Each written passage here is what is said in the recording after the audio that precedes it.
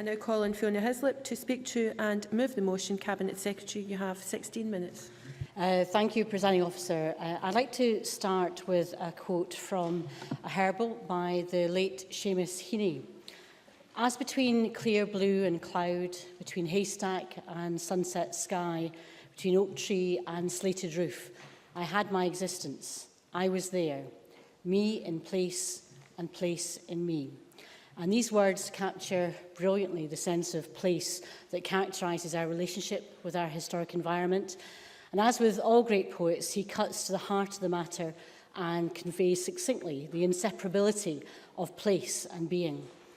A few hundred yards from this place, the funeral of John Bellamy, Scotland's greatest artist, is taking place today. As Scotland's Culture Secretary, I'd like to pay tribute to him and his art, which was inspired in many ways by place, his beloved Port Seaton. It is the relationship between people and place that underpins this government's approach to the historic environment.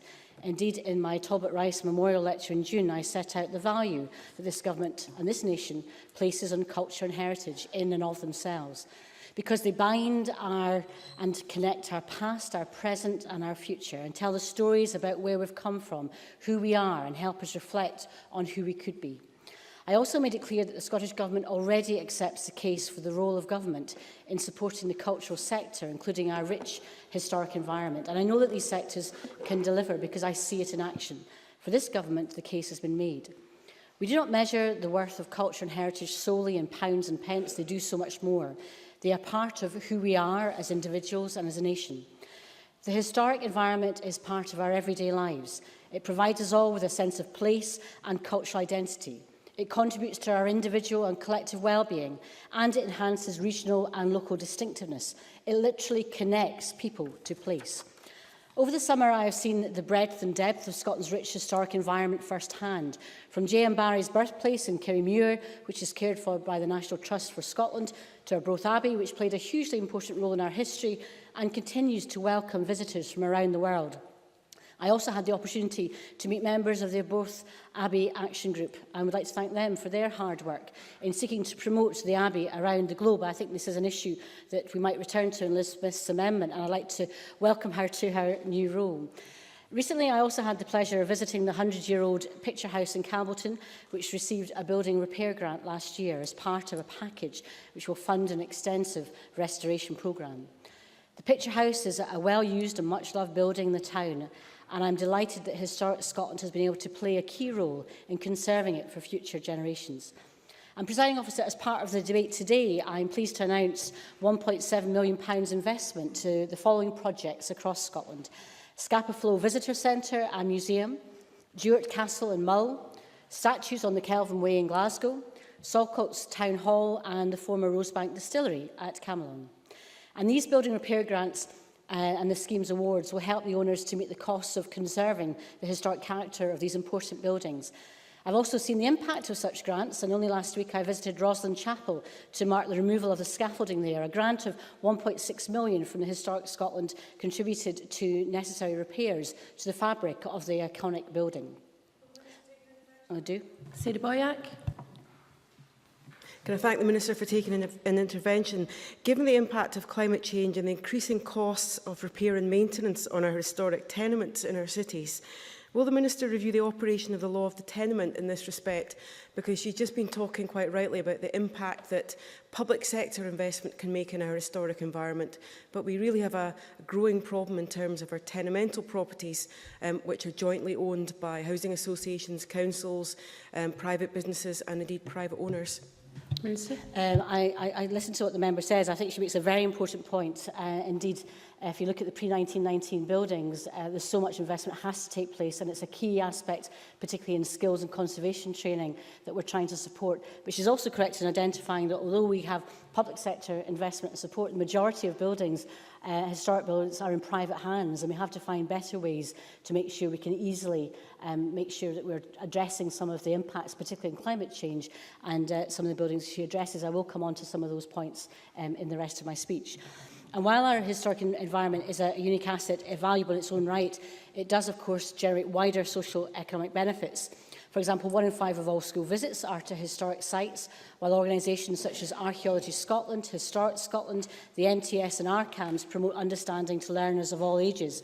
Together, the NTS and Historic Scotland welcome around 200,000 learners each year through free educational visits to properties and care.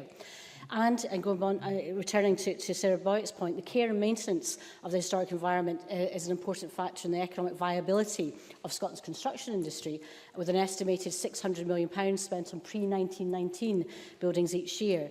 And that investment and expenditure supports employment across Scotland and has been an important part in retaining a base made up of a range of local businesses across the country in traditional skills required to repair and maintain the historic environment, and we need to continue to ensure that that continues and thrives. The historic environment also makes a vital contribution to our tourism industry. Evidence indicates that 16 million tourists visited historic environment attractions in 2011, representing more than 1 in 3 of recorded visits to all Scottish attractions. And our historic environment is a unique economic asset. It contributes in excess of £2 billion to Scotland's economy and supports in excess of 60,000 full-time equivalent employees. And of course, our built heritage also gives character and definition to many of our cities, our towns and our villages. And for that reason, it is an important component in placemaking and provides a basis in which to regenerate town centres or act as a guide for new development.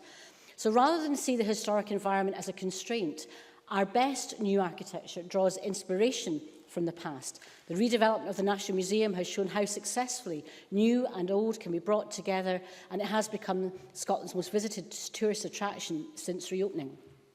However, our historic environment is facing considerable challenges. The current financial constraints, and I'm sure we'll hear more of that from Patricia Ferguson, cut across both the public and the private sectors and impact on all of us. And we know that finances are tight.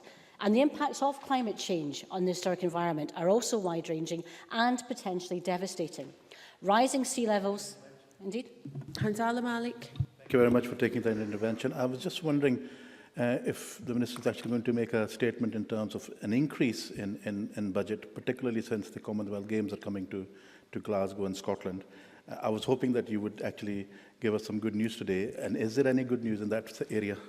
Members remember to speak through the chair, please. Cabinet Secretary. I'm sure Sandra White will welcome the investment in the statues in the Kelvin Walkway, but there is a substantial investment, as the member well knows. It was announced in cultural terms for the Commonwealth Games. It was announced in July, not just for Glasgow, but for across the country. But I'm sure he will welcome the announcement I've already made about historic investment for the statues in Glasgow. But coming back to the issue of climate change and how that can have potential damaging effects, rising sea levels and increased storm events endanger historic landscapes, structures, buildings and our archaeology in the coastal zone. Some of Scotland's most special and internationally recognised sites, such as parts of the heart of the Neolithic Orkney World Heritage Site, are amongst those most at risk. And I believe it is our role as government to create the conditions in which our historic environment can best address those issues and continue to flourish in its own right. And that's why I commissioned a fundamental review of historic environment policies in 2012. The programme board for the review and the 3 associated work streams which carried out the work comprise over 60 individuals representing a wide range of organisations in the historic environment, including the National Trust for Scotland, RCAMS, the Built Environment Forum Scotland and the Royal Incorporation of Architects in Scotland. And this effective collaboration demonstrates the genuine enthusiasm and passion which exists in individuals and organisations across Scotland for our history and our heritage. And during the review, it became apparent that Scotland needed its first cohesive, overarching strategy for its historic environment, one which set out a common vision and provided clear direction for all parts of the sector. In order to address this need, a strategy was developed in close partnership with colleagues from across the historic environment sector, and its content was informed and shaped by the review carried out in 2012. The document that emerged from that process is Scotland's first ever overarching strategy for the historic environment. It belongs not to government, but to the people of Scotland. And I'd like to take this opportunity to thank all those who contributed to the review process and to the development of the draft strategy. The strategy is a high-level document. It sets out a vision, definition, and it's underpinned by 3 key aims. Firstly, to investigate and record our historic environment, to continually develop our knowledge, our understanding and interpretation of our past, and how best to conserve, sustain and present it. Secondly, to care for and protect the historic environment in order to both enjoy and benefit from it, and to conserve and enhance it for the benefit of future generations. And thirdly, to share and celebrate the richness and significance of the fascinating and inspirational diversity of our heritage. Working collectively across the public and private and third sectors and maximising the potential of our volunteers to deliver these aims will deliver huge benefits for our historic environment. And in relation to care and protect, it's importantly that we take a holistic approach to management, acknowledging the close links between cultural and natural elements of the environment and our sense of place. The historic environment is a key role in regeneration, and indeed the recent report on town centres also indicate a way forward in terms of how we must work in looking at care and protection. And ongoing maintenance, as we've already heard, needs to make sure that we have stronger and safer communities, maintaining that sense of place. So sustainability is going to be very much part and parcel of particularly the 500,000 traditionally constructed domestic buildings built before 1919. And I think we've already touched on that in the debate already. Sharing and celebrating is very important because in terms of how we do that, that again is a collective opportunity for us all to identify how we can do that, how we can best do that. I do take on board the points made in the amendment, and I look forward to hearing more from Liz Smith in that regard. And in terms of how we can do that, it's also about that active citizenship, the volunteering, which I will come on to at a later point in the debate, in terms of how we can also make sure that in doing that, we engage with everybody. It's not just a case of those that are the experts, but frequently the official experts are not the experts in themselves. It's as much those people who know and are informed by the local community and live in the local community. And audience engagements is very important as well. And in relation to invest and record, that is of huge importance to our heritage and to our archives and to our records. And a great deal of activity has already been undertaken or is underway in investigating and recording the historic environment through a whole range of different bodies. And it's not the intention of the strategy to reinvent the wheel, but rather to champion the common endeavour and seek ways, perhaps through the successful model research framework for archaeology, to harness and collate information and knowledge to ensure its best use and effectiveness. So the draft strategy was subject to public consultation between the 8th of May and 31st of July this year. Initial feedback indicates that the majority of respondents support the need for a strategy and its overarching aims, including key organisations such as COSLA. And today's debate is an opportunity for MSPs to contribute to the development of the strategy. It's important to stress that the strategy will not impose additional burdens on the sector. It is a framework that will help ensure decisions can be taken in an informed way and at the right level that will enable the sector to prioritise its activities collectively.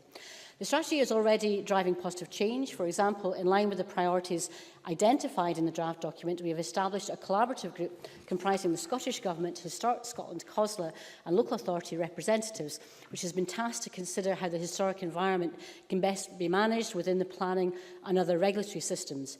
Similarly, we have established a heritage tourism group to consider how best to make full use of our heritage assets. We are also in the early stages of setting up a learning and volunteering group to ensure we're capturing the value of the historic environment to people's quality of life, for example, through enhancing volunteering activity. Now, these are early steps, but the collaboration and partnership working that lies at the heart of each of these groups bodes well for the future of our historic environment and helping to improve the overall resilience of the sector in face of the challenges ahead. So delivering the strategy will require the commitment and the enthusiasm of all in the historic environment, from academics and professionals with specialist knowledge and skills, through all aspects of local and national government to individuals and communities, taking an interest in their local historic environment. For example, local authorities already play a key role in supporting our historic environment through the planning system, community development and cultural services, including museums and archives. They will continue to be a key partner in delivering the strategy. In short, we need to adopt a Team Scotland approach, wisely advocated in George Reid's review of the National Trust for Scotland, published in 2010. We can't operate in isolation if we're to achieve the best for our historic environment and for Scotland today. As I've said already, this is Scotland's strategy. We need to collectively own and collectively deliver the strategy. And the strategy sets out a framework which will help deliver positive outcomes for our historic environment. We as a government will need to ensure we play our part in the delivery. This includes ensuring that the historic environment is best factored into other public policy debates, for example, the regeneration of town centres, through to capturing the excellent work of our national collections. But it also includes my proposals to merge Historic Scotland and ARCAMS. I should point out that in my role as Cabinet Secretary for Culture and External Affairs, I'm very familiar with the work of both organisations and have long been impressed by the professionalism and expertise that the staff of both organisations demonstrate. And I believe that the functions of both organisations are hugely important in helping us care for, protect and manage our rich historic environment. Indeed, the value the Scottish Government places on the functions of both organisations underpins our approach to the merger. Indeed, I believe that the merger is necessary now in order to ensure that the functions of both Historic Scotland and ARCAMS can be preserved and sustained for the future. The remit of the business case for the merger was to focus on sustainability, not on savings as a key driver, and I'll expect the new body to be able to deliver more effectively as a single organisation. And I expect them to play more of an enabling role to support other organisations who play a major role looking after the historic environment. So successful delivery of the new body will safeguard the long-term sustainability of the functions, secure the skills and expertise of staff, and build the resilience of the sector. So as part of our programme for government this year, we intend to bring forward legislation to facilitate the merger in early 2014, and I look forward to debating the detail of the merger bill with parliamentary colleagues at that stage. So, Presiding Officer, our new strategy sets out a vision for the historic environment which can be shared, owned and delivered across the sector. It provides a framework for the sector to work in partnership to deliver significant and sustainable benefits for our historic environment and represents the ambition of this government for culture and heritage. It points the way forward to a brighter future for our heritage and the people of Scotland whose lives are enriched in so many ways by a unique historic environment. I move the motion in my name.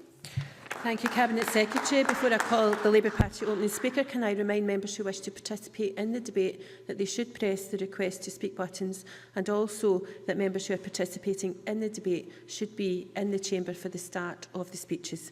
I now call on Patricia Ferguson to speak to and move Amendment 7622.1. Ms Ferguson, you have 12 minutes. Thank you, Presiding Officer. And can I, in opening for Labour this afternoon, endorse the Cabinet Secretary's sentiments concerning John Bellamy.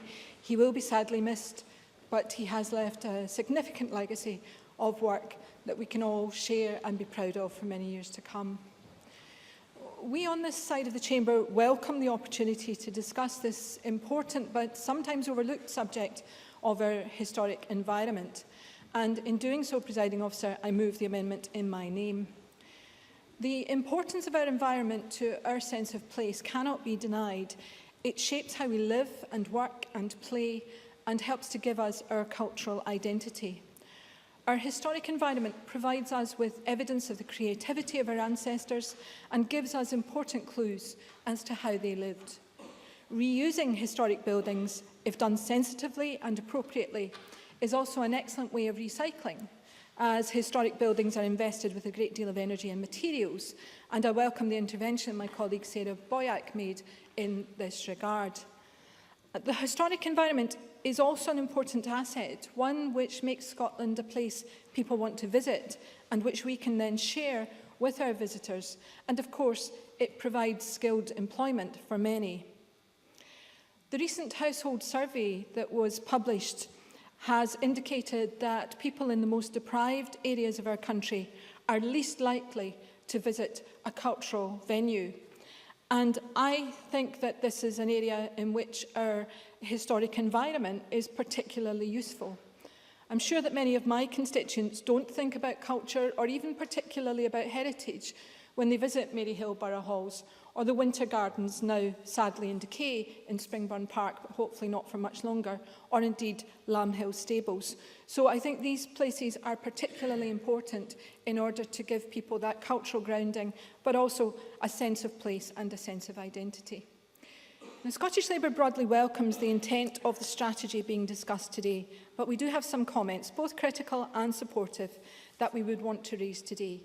But on one issue, the merger of Historic Scotland and the Royal Commission on the Ancient and Historical Monuments of Scotland, we profoundly disagree with the Scottish Government's proposals. But I will come to that later. I very much welcome the idea of mainstreaming the historic environment into the public decision-making process.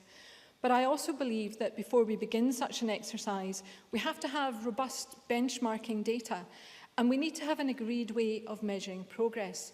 Without this, it will be impossible to tell if the new way of working is successful. Now, the Scottish Government proposes that a new definition of the historic environment should be established and has invited organisations working in this sector to contribute to that new definition. The broad nature of the new definition seems to mean, however, that collections held by galleries and museums will be included, and I hope that the Cabinet Secretary in her closing remarks might expand upon the way in which this will work. There seems to be some perhaps understandable unease in the museum and gallery sector as to how this will affect them, and it would be helpful to have on the record some reassurance. I now come to the area which perhaps gives me most concern, the proposed merger of Historic Scotland and ARCAMS. And I would wish to put on record my appreciation of the work each of those organisations does and has done over many years. ARCAMS in particular has an international reputation which I think is perhaps in danger of being lost, or at the very least diluted by this merger. And in the last few years, Historic Scotland has had, well, perhaps I should call it a slightly troubled time, and has lost some very experienced staff. And it seems to me that the time is not right to merge those two organisations. Now, the National Trust has pointed out that while an options appraisal exercise has been undertaken in respect of ARCAMS, no such similar job has been done regarding the functions of Historic Scotland, leaving the sector perhaps trying to work out the implications of that. Many organisations have highlighted in their responses to the consultation the potential problems of establishing the new organisation as what seems to be a state charity, with perhaps access to less public funding, but an increased emphasis on the need to commercialise its activity and to access charitable giving. Now, this seems to me to be potentially a way in which we would seriously undermine the fundraising efforts and the work of the very many charitable organisations already working in this area. But it does also seem to me that there is something fundamentally wrong with the idea of a state charity, which is also the regulatory body, but which will then compete for funds with voluntary organisations. Happy to. Cabinet Secretary. I'm sure as a progression of the bill develops, we'll have plenty of opportunity in committee and in chamber to debate some of these issues. But will she acknowledge that the vast majority of organisations are supportive of the merger, including the National Trust for Scotland? Tricia Ferguson. Yes, I'm sure that's true, and having read some of the commentary, I have understood what the organisations have said, but there is that kernel of doubt that seems to be lingering under the surface. And it seems to me as parliamentarians, part of our job is to begin to winkle out the ideas and the thinking that has helped to underpin the decisions that have come at. As the Cabinet Secretary rightly says, there will be time to explore these in more detail as we go forward, and I look forward very much to engaging with that. But I think at this point in time, with the information we have, it's important to flag up where we have concerns. There also seems to me to be concern about the properties and care, which it is proposed will also transfer to the new body. And the outline business case for the new organisation suggests that, and I quote, "In 10 years, the organisation will be Scotland's leading heritage tourism provider," a statement which seems to reinforce the particular concerns of some bodies with an interest in the area who believe that they'll be asked to compete with the larger state-backed organisation, if I can put it that way. Now, at present, as we know, Historic Scotland has responsibility for delivering the regulation of the historic environment in Scotland, and it will be important to ensure that this role is not compromised. In any regulatory regime, clarity is key to its success.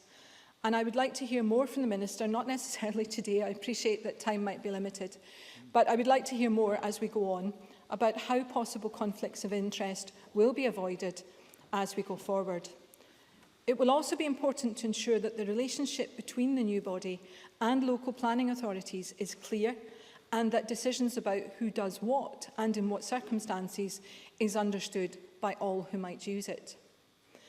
And it will also be important that local planning authorities are properly resourced to ensure that their decisions are well informed.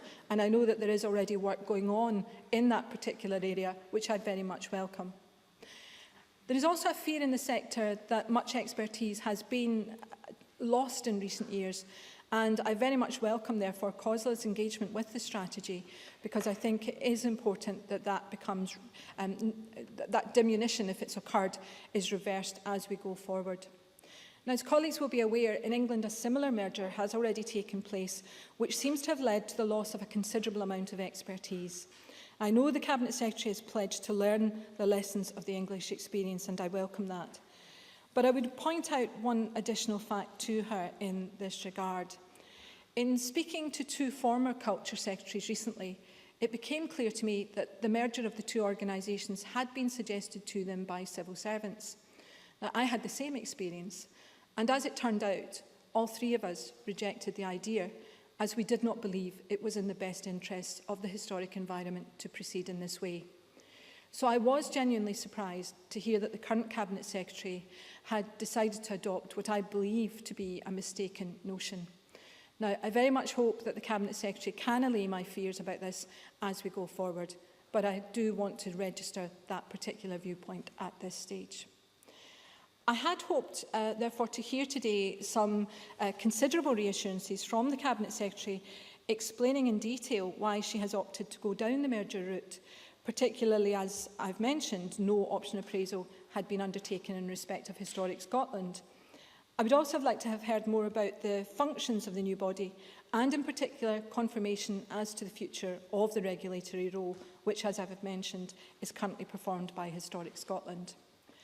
In giving these reassurances, the Cabinet Secretary could have taken the opportunity to spell out what she considers to be the benefits of a merger.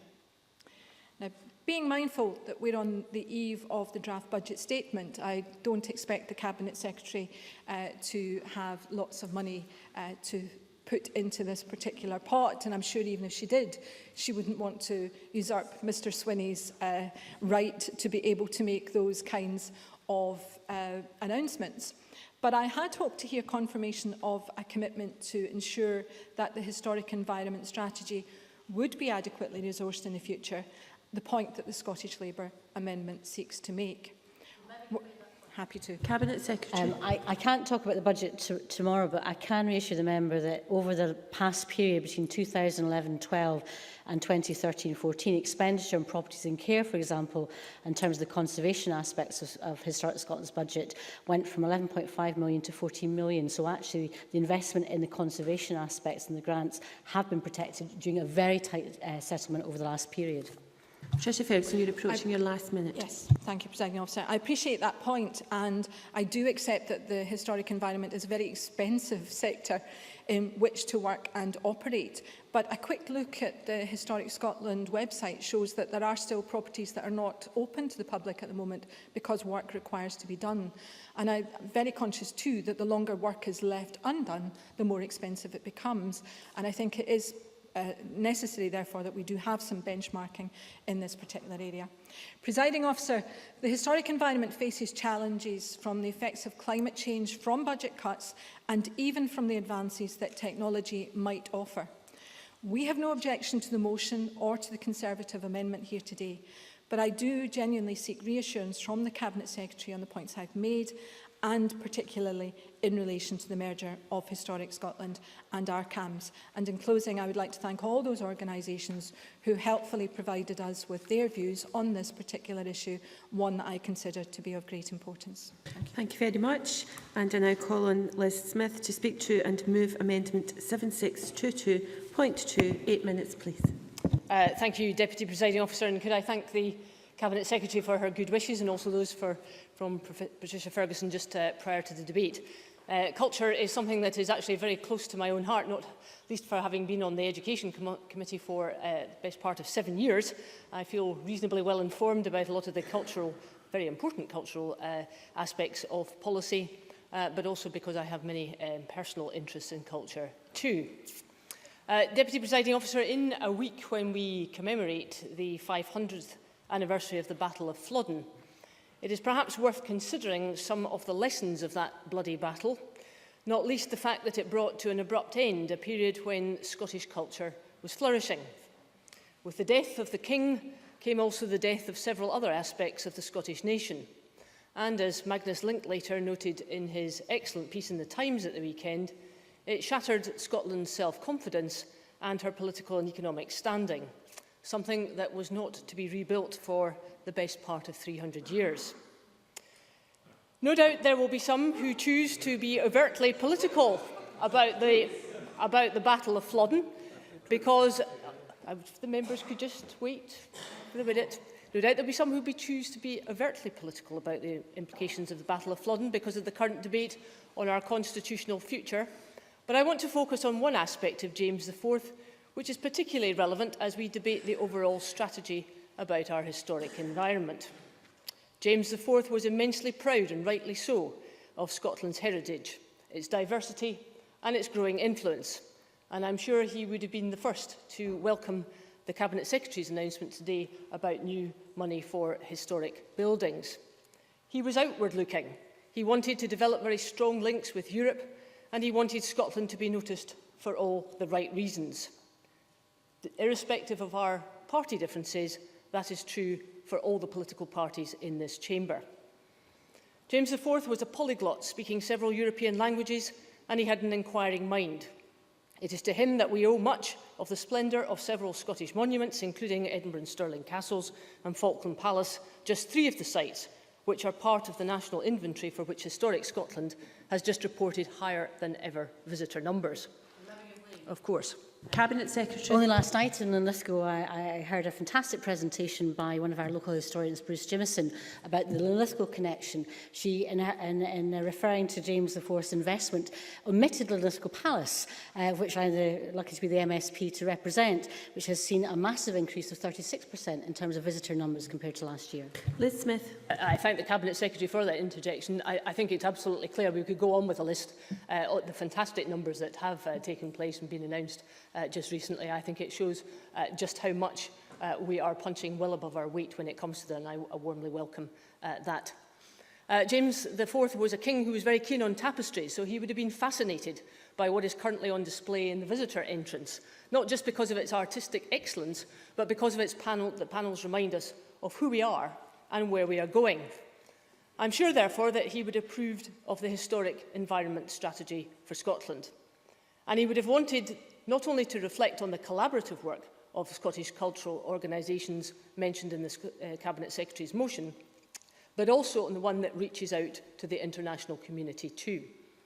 Presiding Officer, I don't think there is any doubt about the general welcome for the importance of a strategy, although we note the disquiet in some quarters about what is actually the appropriate definition of the historic environment.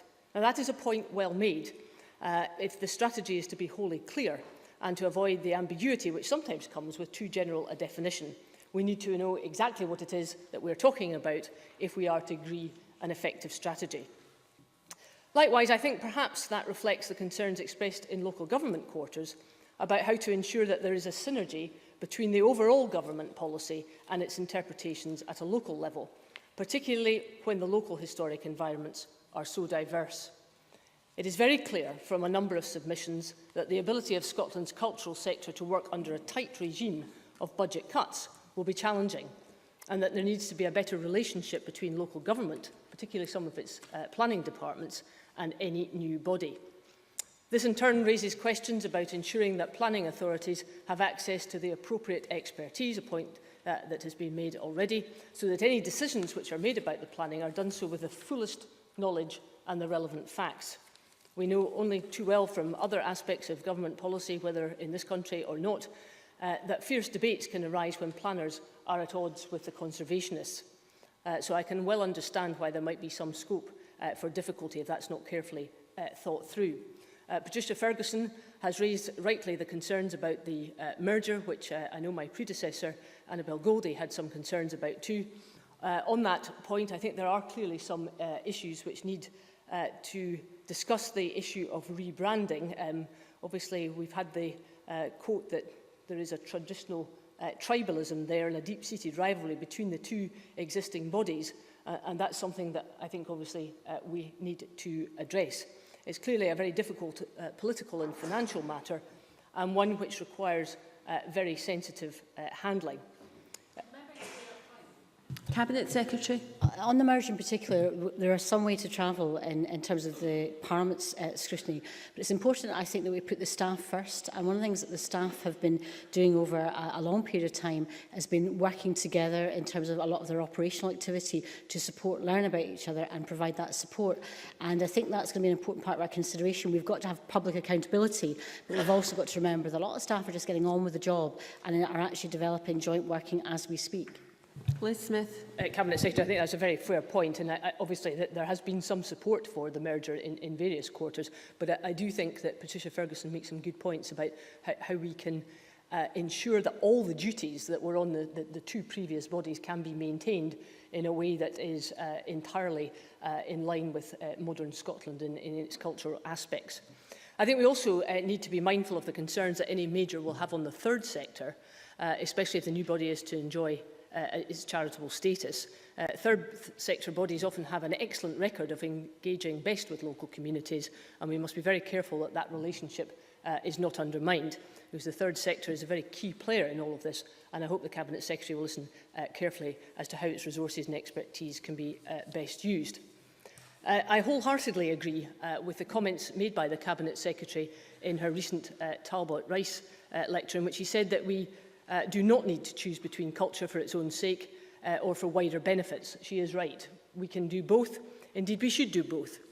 She also said that she wanted Scotland to be understood not just by what she did, but how she did it. And I think that must be central to any decision about the strategy and the impending merger.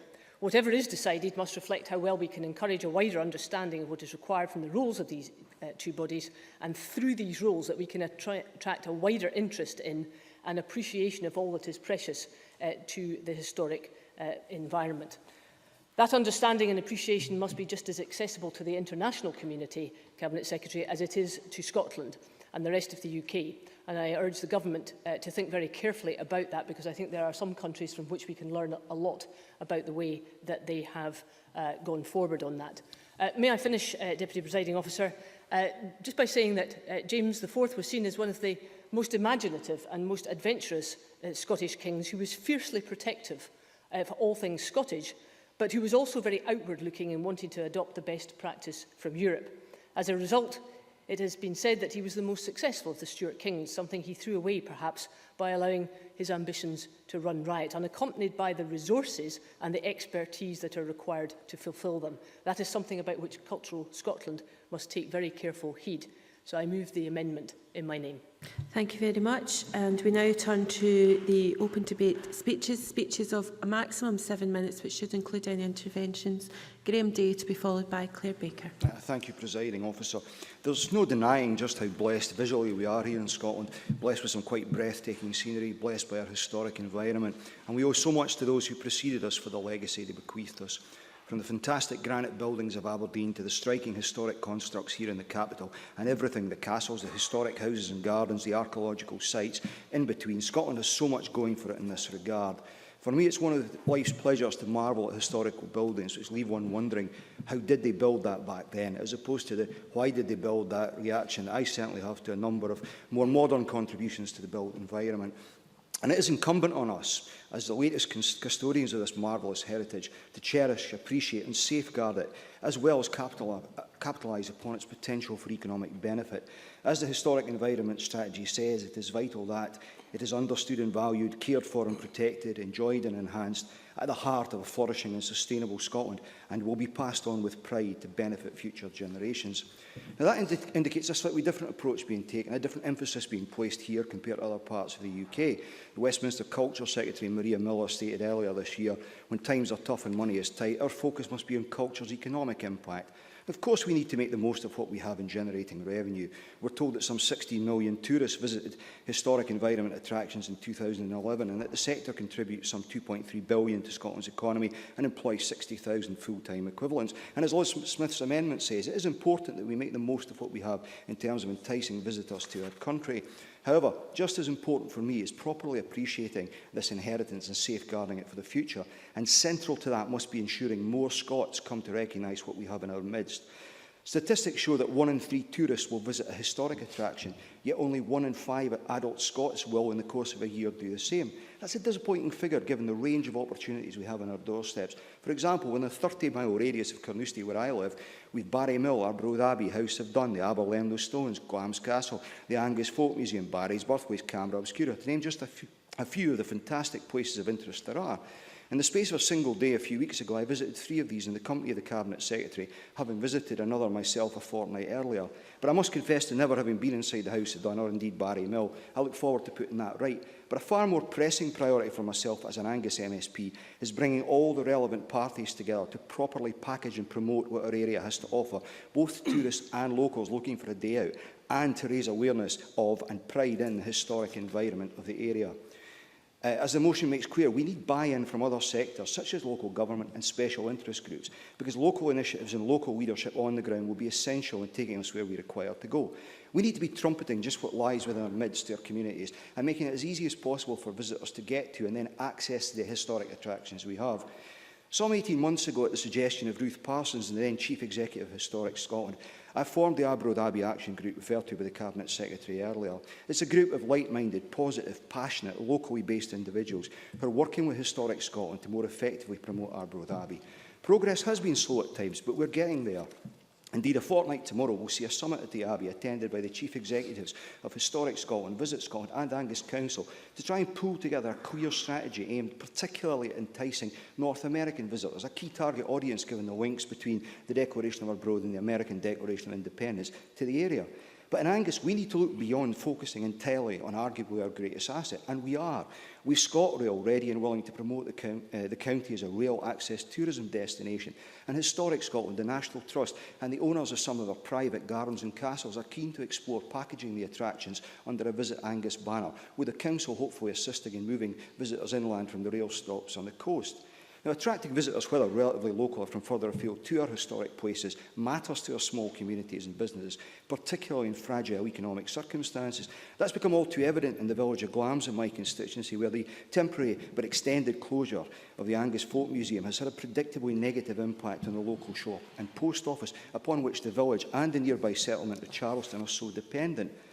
Another thing I would argue we need to place increased emphasis on, certainly in Angus and almost certainly across the remainder of the country, is direct engagement between schools and the historic environment.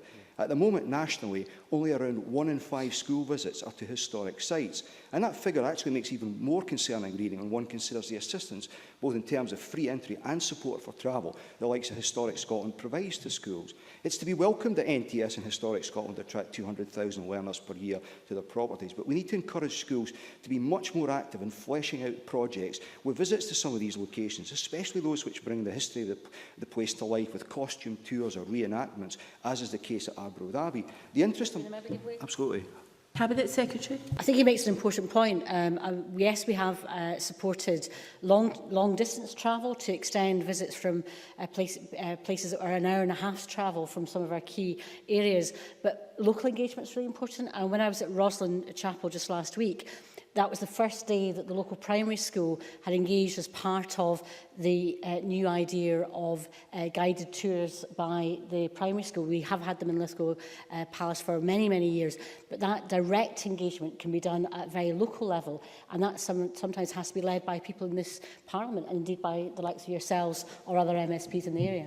Graham Day, just over a minute left. Absolutely agree with that. Presiding Officer, can I in passing, recognise the tremendous work being done by Historic Scotland in retaining and safeguarding the traditional skills which are vital to the purpose of preserving our buildings, especially through the Modern Apprentice programme.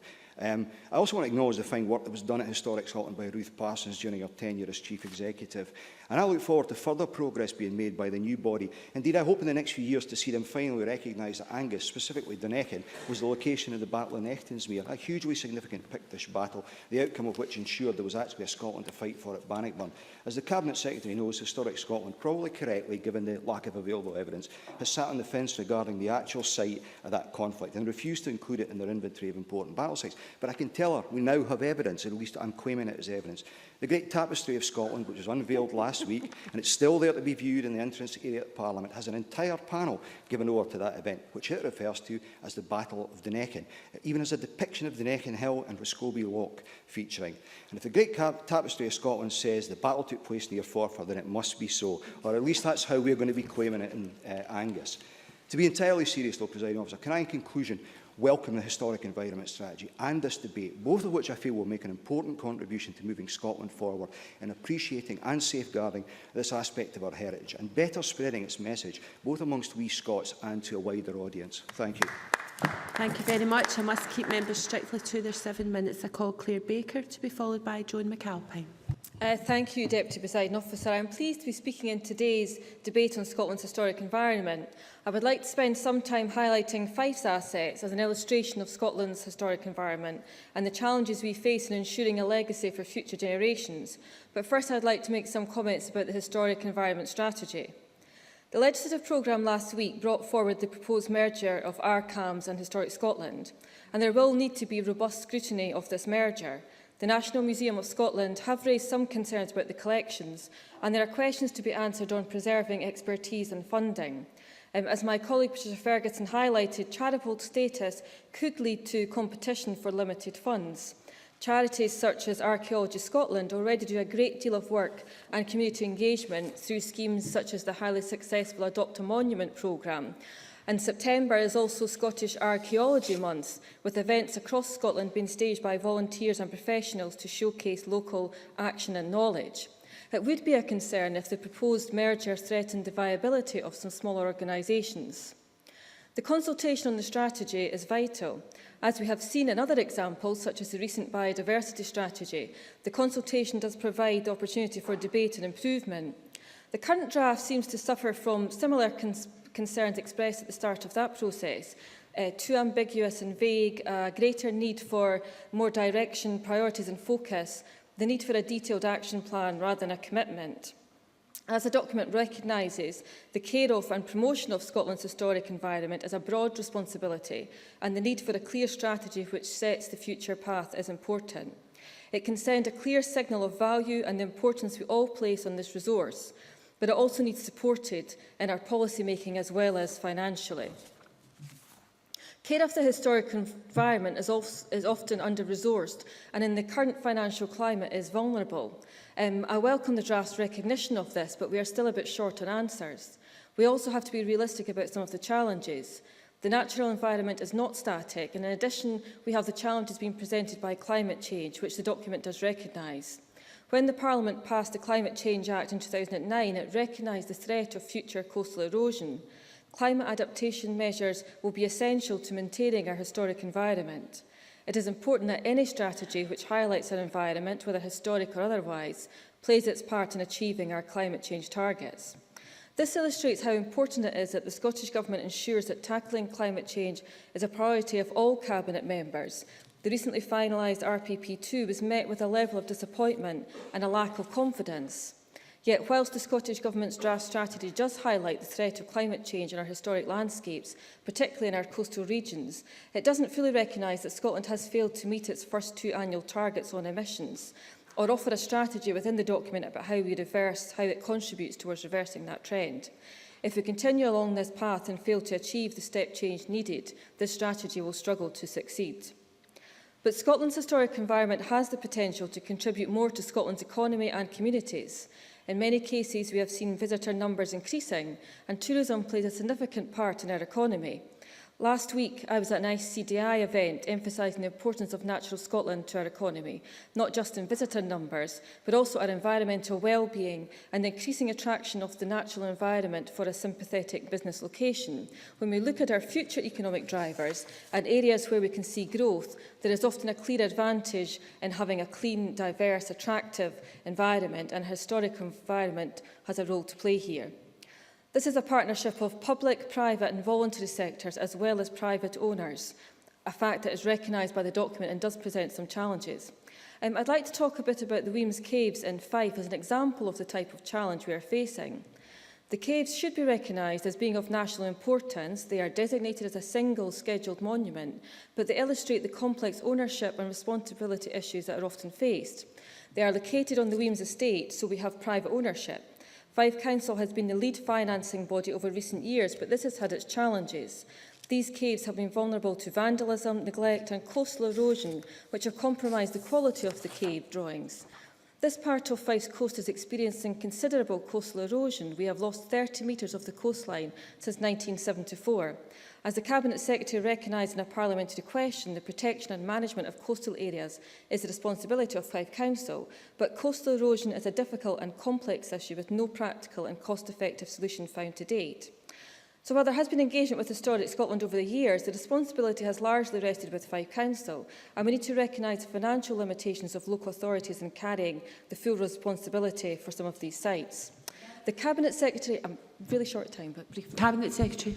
I'm delighted to have accepted the invitation by MSP Dave Torrance to visit Weems Caves. That will be happening in the next couple of weeks, and to take that issue forward. But it has to be a collective responsibility of lots of different agencies. I'm glad she appreciates that. Claire Baker. Thank the Cabinet Secretary for, I was aware of her visit and we're coming on to give a positive mention to that. The Cabinet Secretary earlier talked a bit about active citizenship. The Save Weems Cave Society are a good example of a group of enthusiastic volunteers recognising the value of the historic environment and campaigning to preserve, protect and promote it.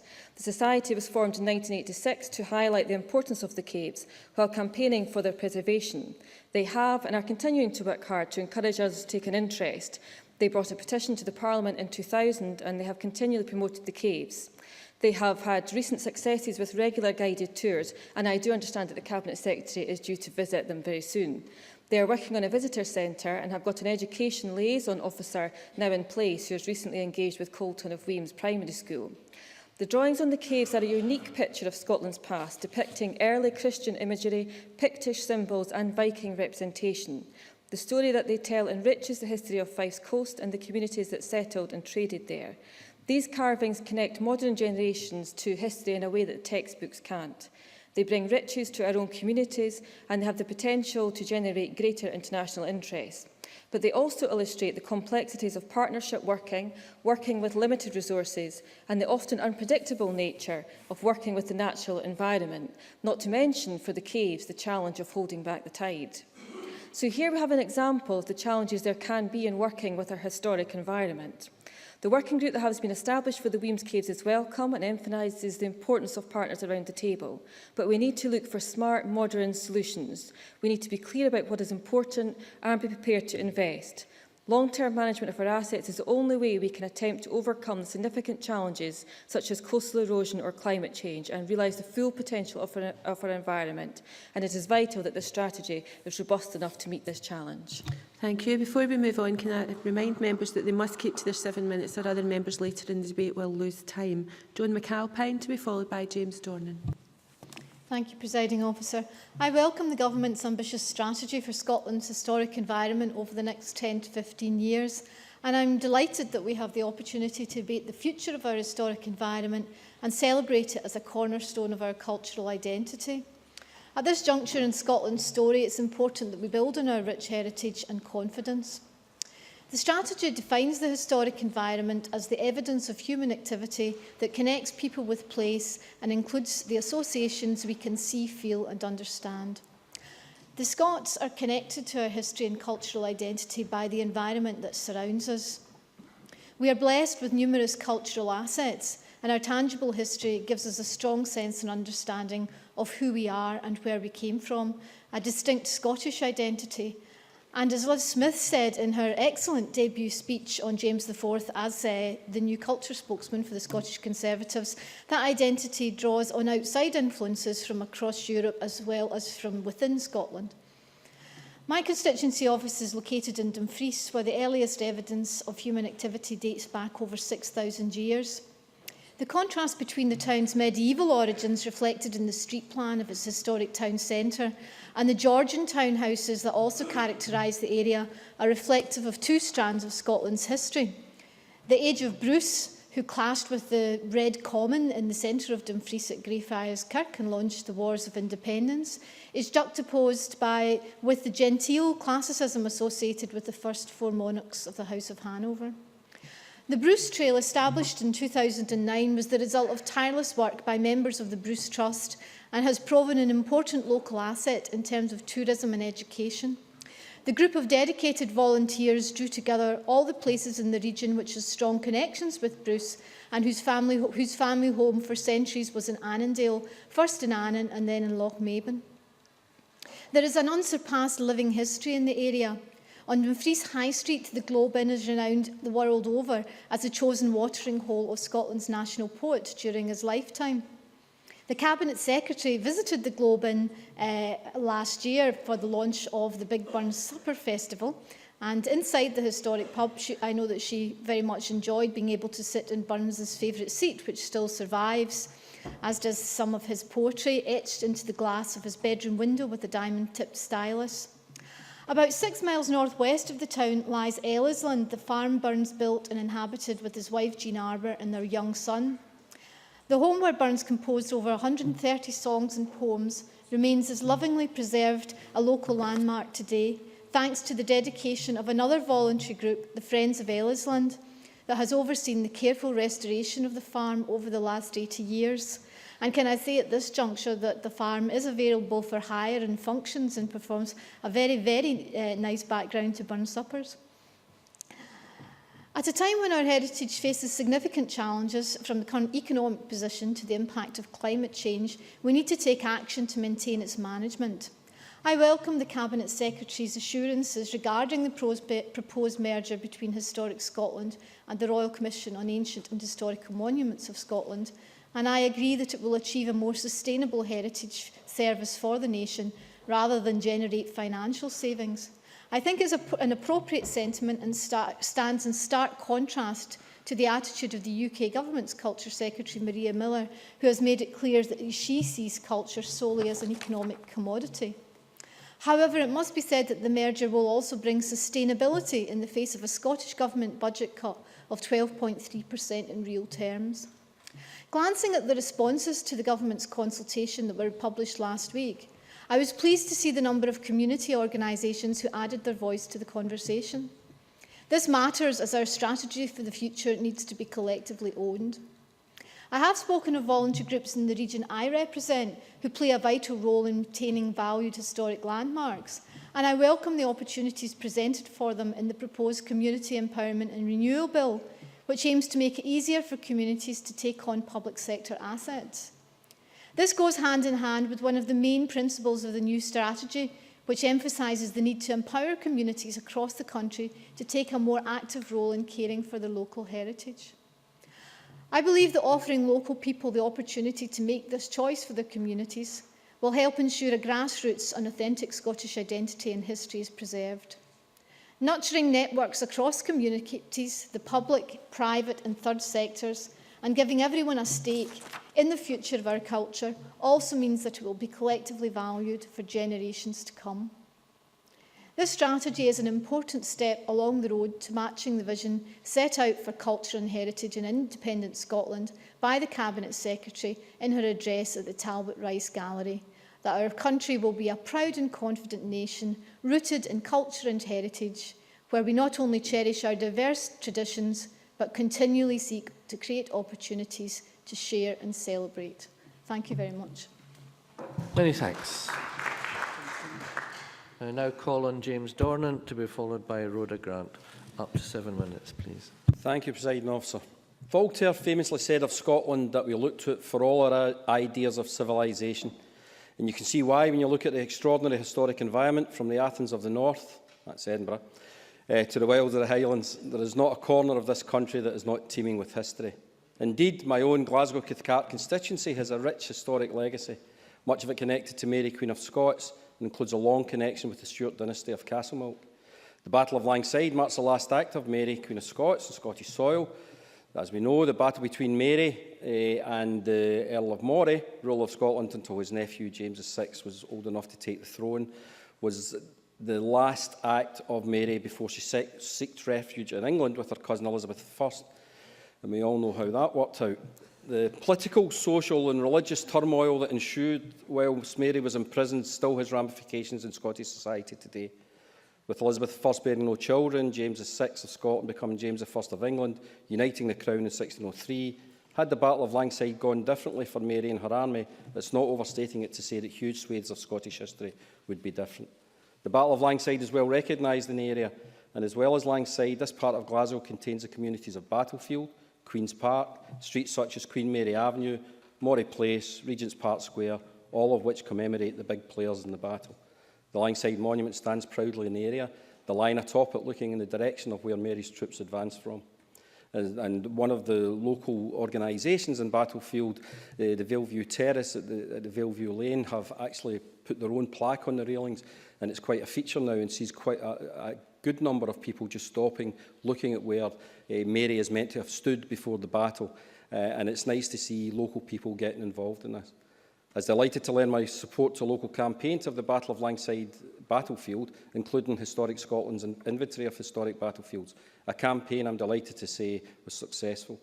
And this inventory is just one example of the work being done to ensure that Scotland's rich historic heritage is documented and maintained for future generations.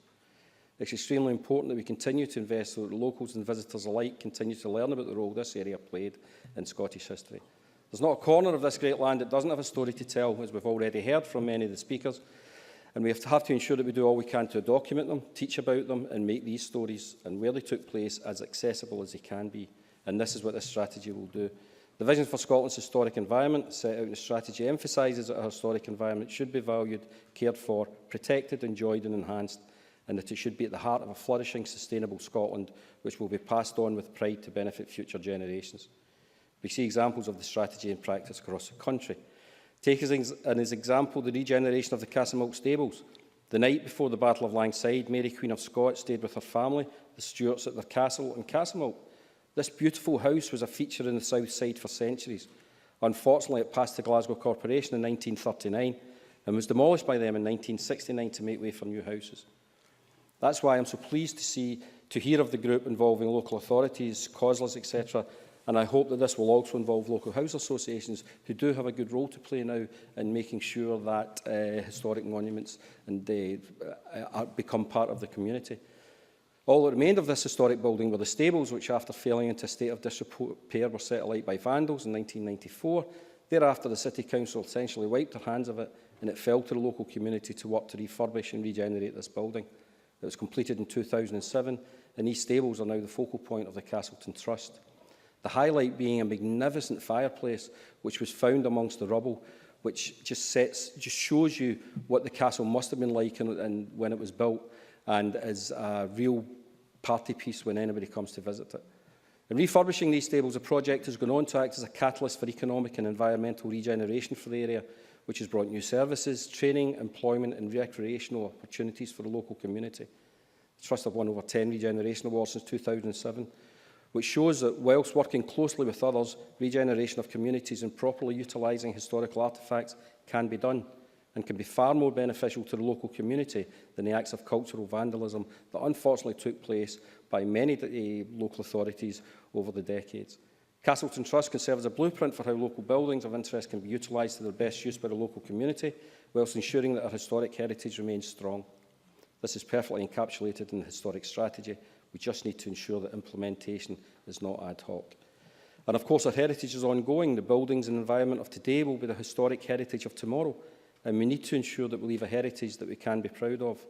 This can be done by ensuring that when planning permission is being sought, that both the heritage of the area and the future plans for the area are in sync, that we move forward with appropriate care and consideration for our historic environment to ensure future generations can continue to enjoy it. Presiding Officer, I'm passionate about Cathcart's local history, but also the heritage of the city of Glasgow, particularly the south side. That's why I was so disappointed in your statement that you're giving money to Kelvin. I mean, there's so much good work that could have been done over on the south side of Glasgow. Don't tell Sandra I said that. Which is why I'm working closely with local south side representatives and organisations to see if we can put together a plan for an extension of tourist trips to the south side of the city, so that tourists who contribute so hugely to Scotland's economy are given easy access to the many tourist attractions south of the city. Not just the ones I've mentioned, but just in my constituency alone, we've got the Homewood House, Borough Collection, Hampden Park and Pollock House, to name but a few. Never mind the countless others throughout the south side, Govan, Pollock and elsewhere. I'm looking forward to working closely with all sectors to help enhance and promote all that the south side of Glasgow has to offer with their extraordinary historic heritage, and I believe this motion will help us to do that. Thank you. Many thanks. Now call on Rhoda Grant to be followed by Claire Adamson. Thank you, Presiding Officer. Our historic environment provides us with the ability to look back and see how past generations dealt with the challenges, many of them we now have to deal with as well. Our more recent history is easier to understand due to written information, but the further back we go, the harder it becomes. We need archaeologists to interpret sites and bring them to life for us, but also to establish what past generations did. And this not only tells us about our history, but can provide valuable insight into how past generations dealt with challenges such as climate change and changes to our food supply. How they adapted to those changes has valuable lessons for us today. While archaeological sites are fascinating and can prove a draw for the tourism industry, they're also very much a place of learning. There are very few archaeologists working in the public sector. Most of them are found in local authorities. There are 26 local authority archaeologists in Scotland, all trying to identify, to protect, to interpret, to educate, an impossible task for so few a number. Historic Scotland appears to list and assess sites, but don't seem to have the resources to excavate either. It's not clear if the new body will be better placed to carry out some of this work. Therefore, the greater part of the burden will probably still fall to local government and their diminishing resources. And if you take, for example, the Western Isles, the council employs an archaeologist to oversee their sites, a job that's impossible for one person. There are many sites yet to be excavated, but a large number of their sites are coming under pressure due to climate change. Many of these are situated in saline lagoons or on the Macher, both landforms that are coming under huge pressure due to climate change. They have over 1,000 sites that are being threatened by coastal erosion due to climate change, and 400 of those need excavation, way beyond the workload of one person.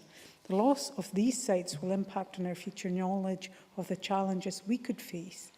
In any other discipline, this would be catastrophic. However, the lack of value we attach to archaeology and learning from the past means that we're barely reacting to this. We put much greater emphasis on protecting our natural heritage. We have experts looking at climate change in our natural environment. And that's not wrong, but contrast SNH's 12 employees in the Western Isles with the Council's 1 archaeologist.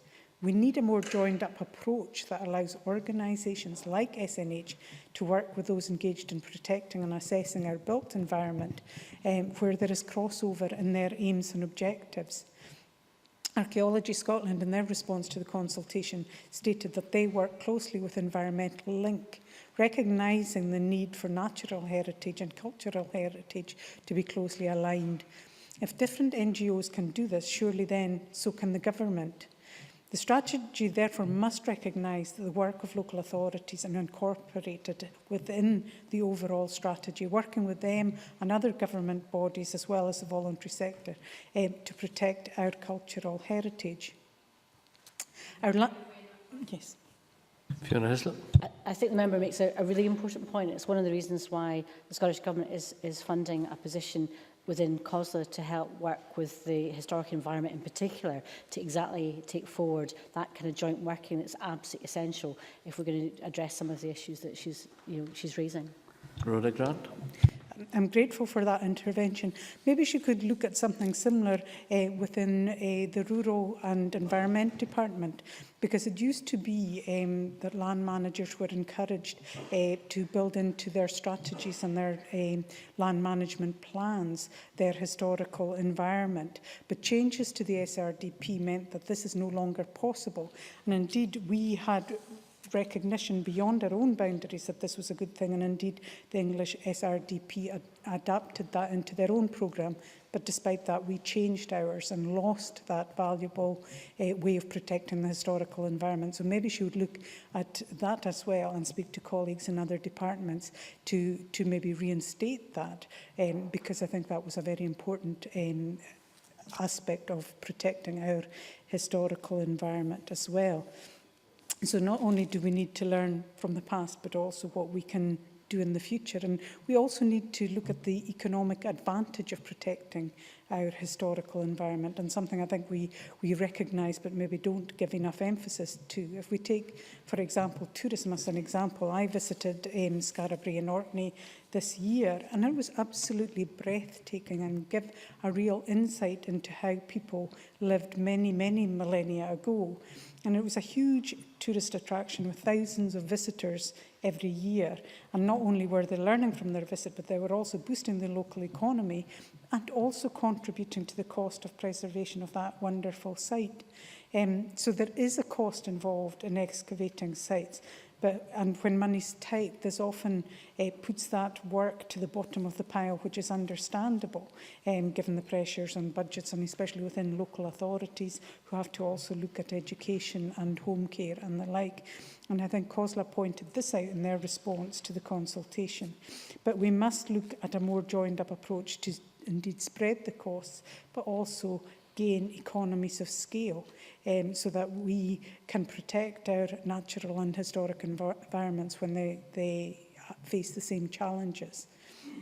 We also need to take a longer-term view, because if we invest in those sites and they are excavated and protected, then they begin to pay for themselves and contribute to the local economy. And I think it's very important also to look at the new body and the competition it may push towards smaller community-based trusts, so maybe take some of that initial work forward.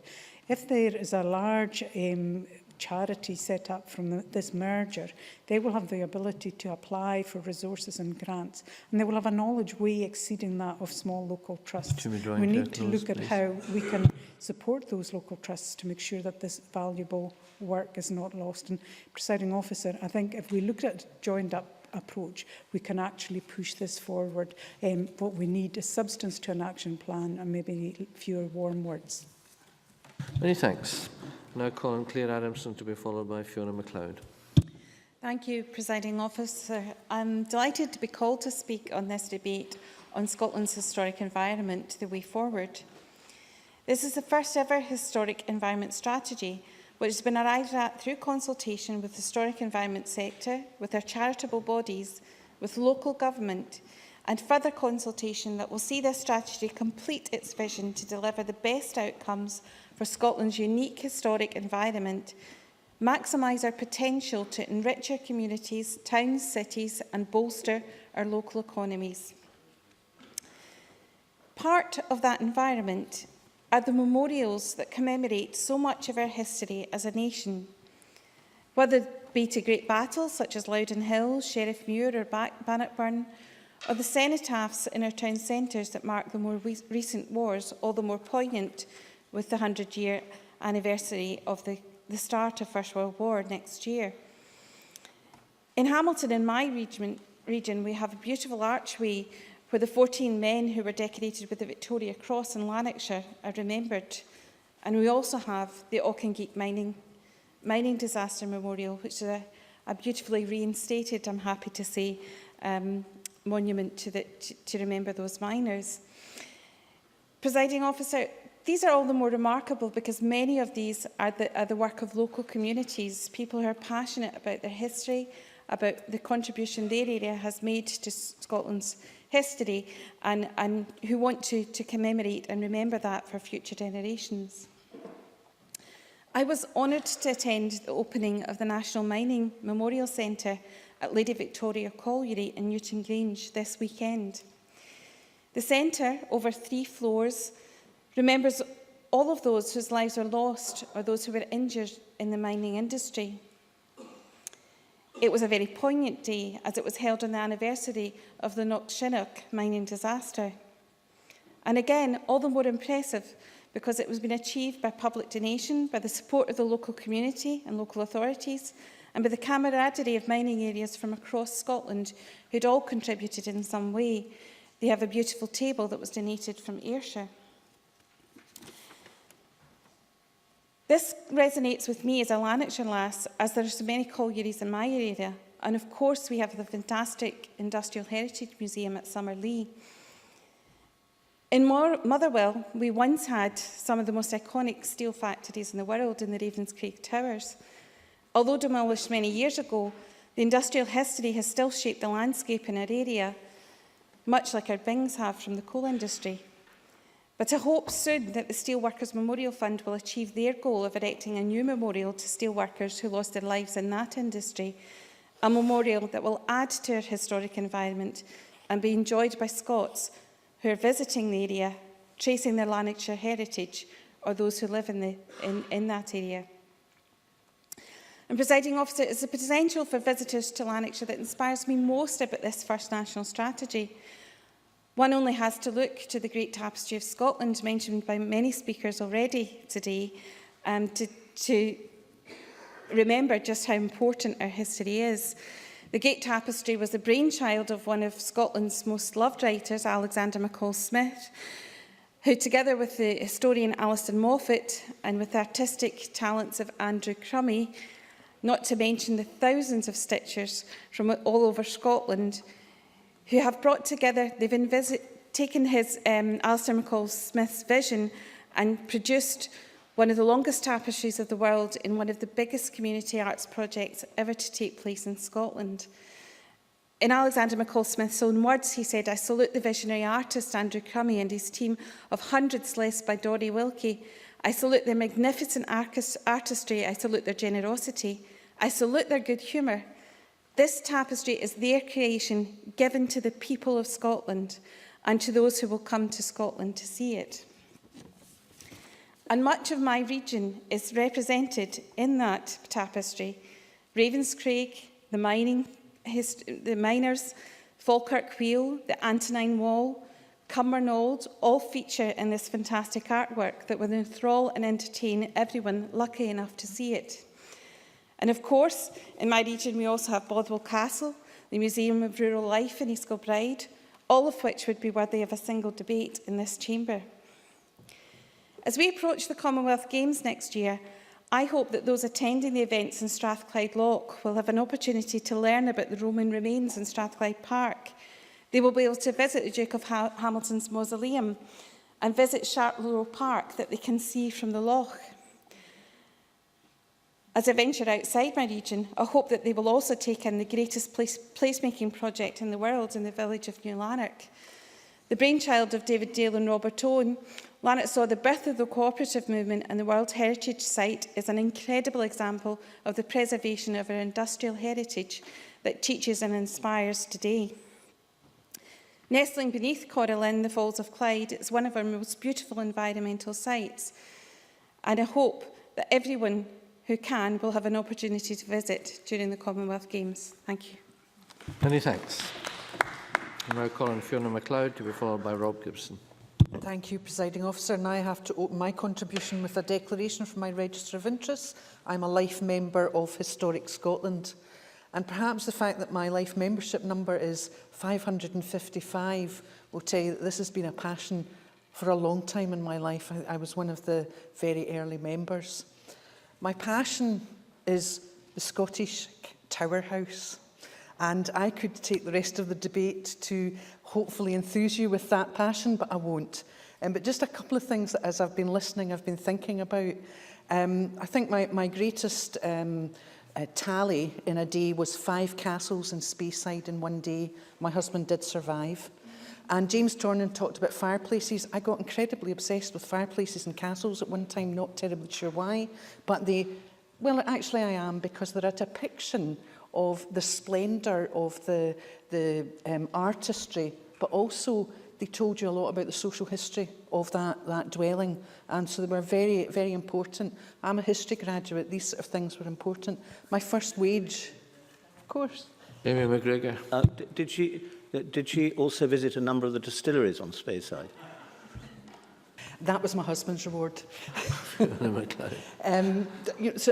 My passion for this goes way back. I found it very interesting listening to Liz Smith, and especially the coverage yesterday on the 500th anniversary of the Battle of Flodden, how there seems to be a bit of revisionism going on about James IV, and that was the end of Scotland as a cultural, sort of entity until the Union. And this isn't meant to be political, but, James IV and his Great Hall in Stirling Castle, stunning, fantastic. It was James making sure that Europe knew that we weren't this tiny little dark nation on the edge of the European continent. But then James V built the palace, which has just been all done up and beautiful. Again, another example that Scotland was never this tiny little country on the edge of nowhere. Sorry, that was my final year essay. I feel that I've done my wee bit for the historic environment in Parliament when I was made the convener of the National Trust for Scotland Bill Committee, and I think that was just doing my wee bit to ensure that the governance of one area of the historic environment continues as well. But beside my own passion, my constituency, often seen as just a suburb of Glasgow, has got a fantastic rich tapestry of listed and scheduled ancient monuments and buildings, from Iron Age forts all the way up to arts and crafts villas. Claire Adamson has talked about the Antonine Wall, which is a thread through my constituency, one of UNESCO's World Heritage Sites since 2008. And again, from my own history, I remember the discovery of the Roman baths in Bearsden when it was a building site for flats. I was doing Latin at school, and we were all marched down to that building site to see history coming alive before our eyes, rising up out the mud of that building site. And of course, I live in Westerton Garden Suburb, who are having their centenary this year, Scotland's first garden suburb. And in October, I hope that you will all MSPs will come and visit our stand that we'll be having for the first week in October in Parliament, so that you can learn more about my village and what we've been doing for the last year to celebrate that centenary. And of course, there's Hunters Hill House in Bishopbriggs in my constituency, the home of the father of Scottish democracy, Thomas Muir. And next year will be the 250th anniversary, not next year, 2015 will be the 250th anniversary of the birth of Thomas Muir. And the friends of Thomas Muir have been working hard to make sure that we recognise his place in history and in the democratic tradition. Turning to the draft strategy, it can't all be about me and my constituency. Turning to the draft strategy, a couple of things I wanted to pick out were the fact that in the town centres review is now going to understand the importance of the historic environment, and I know that that will be very welcome to my constituents who are working hard on the preservation, at least of the facade of Kirkintilloch Town Hall. I was really pleased to see mention of joint working. I talked about being the National Trust for Scotland Committee convener. I think it's incredibly important across the historic landscape that we all work together. And I was particularly pleased when the Cabinet Secretary talked about the use of volunteers and the voluntary sector in this. Those of us with a passion want to do what we can and be part of the preservation of our historic environment. When the bill comes, I have to say, I think it is a sensible merger between Historic Scotland and ARCAMS, and that's, from a historian's point of view, looking at how we record the past, preserve the past, and present it to the future. I don't really see any worries in the charitable status. The National Library of Scotland is a registered charity. I don't see any reason why this new body can't be. I did put down here name ? I do like the name Historic Scotland, but I'm sure that will be part of a debate. But I just think that sums up what this body is all about. So in conclusion, Presiding Officer, what I've been loved hearing this afternoon is some of the words that people have been using and that are used in the strategy. We've talked about the richness of our heritage. We've talked about the inspirational buildings. We've talked about how they help well-being of individuals and societies. We've talked about their value, both in terms of their economic value, but in their worth in their own right. We've talked about conserving. But above all today, we've talked about celebrating Scotland's historic environment, and that's something that I think is well worth doing, and I've done for many, many years. Thank you. Many thanks. Now call on Rob Gibson to be followed by Graham Pearson. Thank you, Presiding Officer. I'm very pleased to speak in this debate because I think that how we manage and promote Scotland's historic environment is something that's going to resonate down the years for our children, our grandchildren, just as those who were sensible enough, particularly in the 19th century, to begin to conserve the parts of our heritage that tell the history of this country. But we have 260,000 identified areas of important heritage. There are 8,000 of these which are scheduled. And the problem is that we have organisations like Historic Scotland and the National Trust for Scotland that focus on several small numbers of these. And in particular, in my area, Urquhart Castle, which is the third most visited of the Historic Scotland properties this year. The next most visited is at Scarabray, which is mentioned earlier in Orkney. There are no paying places in my constituency for Historic Scotland, the vast 3 North counties of this country. And that doesn't mean there aren't very interesting places to visit, but the properties which Historic Scotland has gone for are the ones which they thought they could attract people to. And the amazing thing about Urquhart Castle is that it talks about this ancient tower house and the castle round about it that was there at the time of the Wars of Independence, but people go there to see the Loch Ness Monster. And Historic Scotland is paying for people to come and look at the history, but they want to know about the myth. And the two don't mix because Historic Scotland doesn't talk about the myth part of it, despite the fact that St Columba saw the monster, somewhere around the 6th century. But also, the National Trust for Scotland has got a paying venue in my constituency in Inverlew. It's the gardens there, which were developed out of what was a barren headland by a landlord who shipped soil there, and the whole story of which is horrendous in climate change terms, but is a fascinating place for people to wander around. And I very much welcome their National Trust for Scotland's view of both Inverlew Gardens and Brodick Castle Gardens as major places for investment at this time. Yes, sir. Briefly. Thank you very much. Yes, I'll try to be brief. I'm very grateful for some of the contributions that have been made, and very positive ones at that. I'm just wondering if you'll share 2 things with me. One is, would you agree that all the national assets should be free for all, as many are in Glasgow? And also, I was wondering whether you would agree that the trusts that we have around Scotland just now, if they will remain the way they are, so they can serve the communities independently. Rob Gibson. Well, I think that point's interesting, because the point has been made that a lot of the heritage in England is now something you have to pay for. Of course, there are properties which the likes of my parents took us to visit castles when we were on holidays in different parts of Scotland. And indeed, there's a need to maintain the fabric, which costs money. So the argument about having resources and being able to do this is definitely a part of this whole issue. But I will look to the government to decide how we can find more of that money. I would love to see that happening, but I certainly want to make these as available to people as possible. However, what we can do is also to note that within some of these scheduled monuments, there are places like Ormond Castle at Och.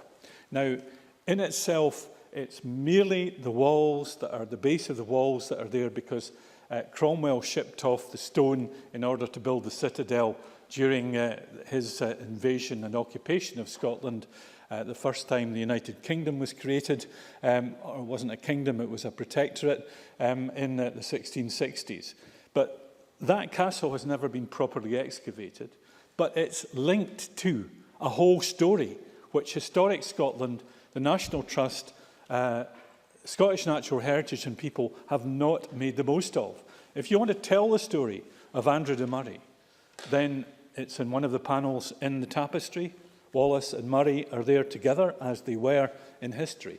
But Andrew de Murray's relationship with the ground, that was his family's castle, as was his attack on Duffus Castle in Murray, as is the interesting battle that took place due to his son in 1335 in Cromer in my colleague Dennis Robertson's constituency. There is a great granite pillar established there about 50 or 60 years ago by the Deeside Heritage or Field Club. It tells the fact there was a battle. The battle took place half a mile away at the Burn of Vat. Scottish Natural Heritage have refurbished their whole presentation of that area without any part of the human history being recognised in that. We need collaboration in many of these things, and we also need trails to show people from property to property, to link them up with the characters in history that have been ignored by the people who only look after buildings. And I think we've got to make sure that in the future of this strategy, that these kinds of things actually bring the history to life, because that has been missing. Back in the 1980s, I was involved with others in setting up a link to get people to visit the places where parts of our Highland clearances took place. And I'm glad to say that Groombeg and Groommore in my constituency in Strathnaver are two places with plaques that explain that they're clearances villages. It was described by somebody else as green tourism. It is important to recognise that by taking people to different parts of the country to see for themselves, they can make up their own minds. So I would say in this strategy that we've got to make sure that we have an opportunity to seek interpretation in a fashion that has not been done in a full scale before, and that requires collaboration between very local groups and the national organisations. And I would ask the Cabinet Secretary to take some of these arguments on board. Thank you. Many thanks. Now Colin Graham Pearson, to be followed by Jamie Hepburn. Thank you, Presiding Officer. The topic of Scotland's heritage and how we look after it is of critical importance to the future of Scotland. It's an importance that's not always recognised by the general public, by politicians and indeed by governments. We do have a duty of care for our heritage based on the duty that has been passed to us by our ancestors, who gave so much of themselves and their time to ensure that we knew our history as some guide to our future paths in this world. It also, as a heritage, has the ability to attract large numbers of people from around the world who will want to understand that heritage, and in so doing will finance the needs of that care. In addition, it provides jobs for Scotland and creates that virtuous circle of a vibrant economy. The impact of that heritage has on our development in the modern world will, unfortunately, depend on a number of factors. And I hope the Cabinet Secretary would allow me to point out some of these factors in a supportive manner and not in terms of any criticism. The contributions in terms of consultation indicate that there's a view across the historic agencies in Scotland that the vision set out within the strategy is not ambitious enough, and that we should seek to deliver a broader vision with higher degrees of success and ambition attached to it. There's no doubt that Scotland has a brand to sell, has a history to reveal, and can both sell and reveal that history to the benefit of all in Scotland.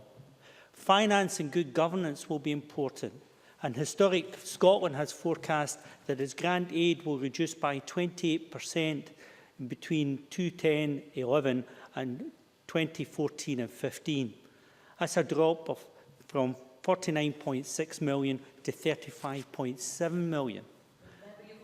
Of course. Cabinet Secretary, an important point related, I think, to the Labour amendment, but we also recognise that they've also had a growth in commercial income. And in my intervention on Patricia Ferguson, I made it quite clear that in terms of investment and conservation, that had actually increased rather than reduced over the same period that it refers to.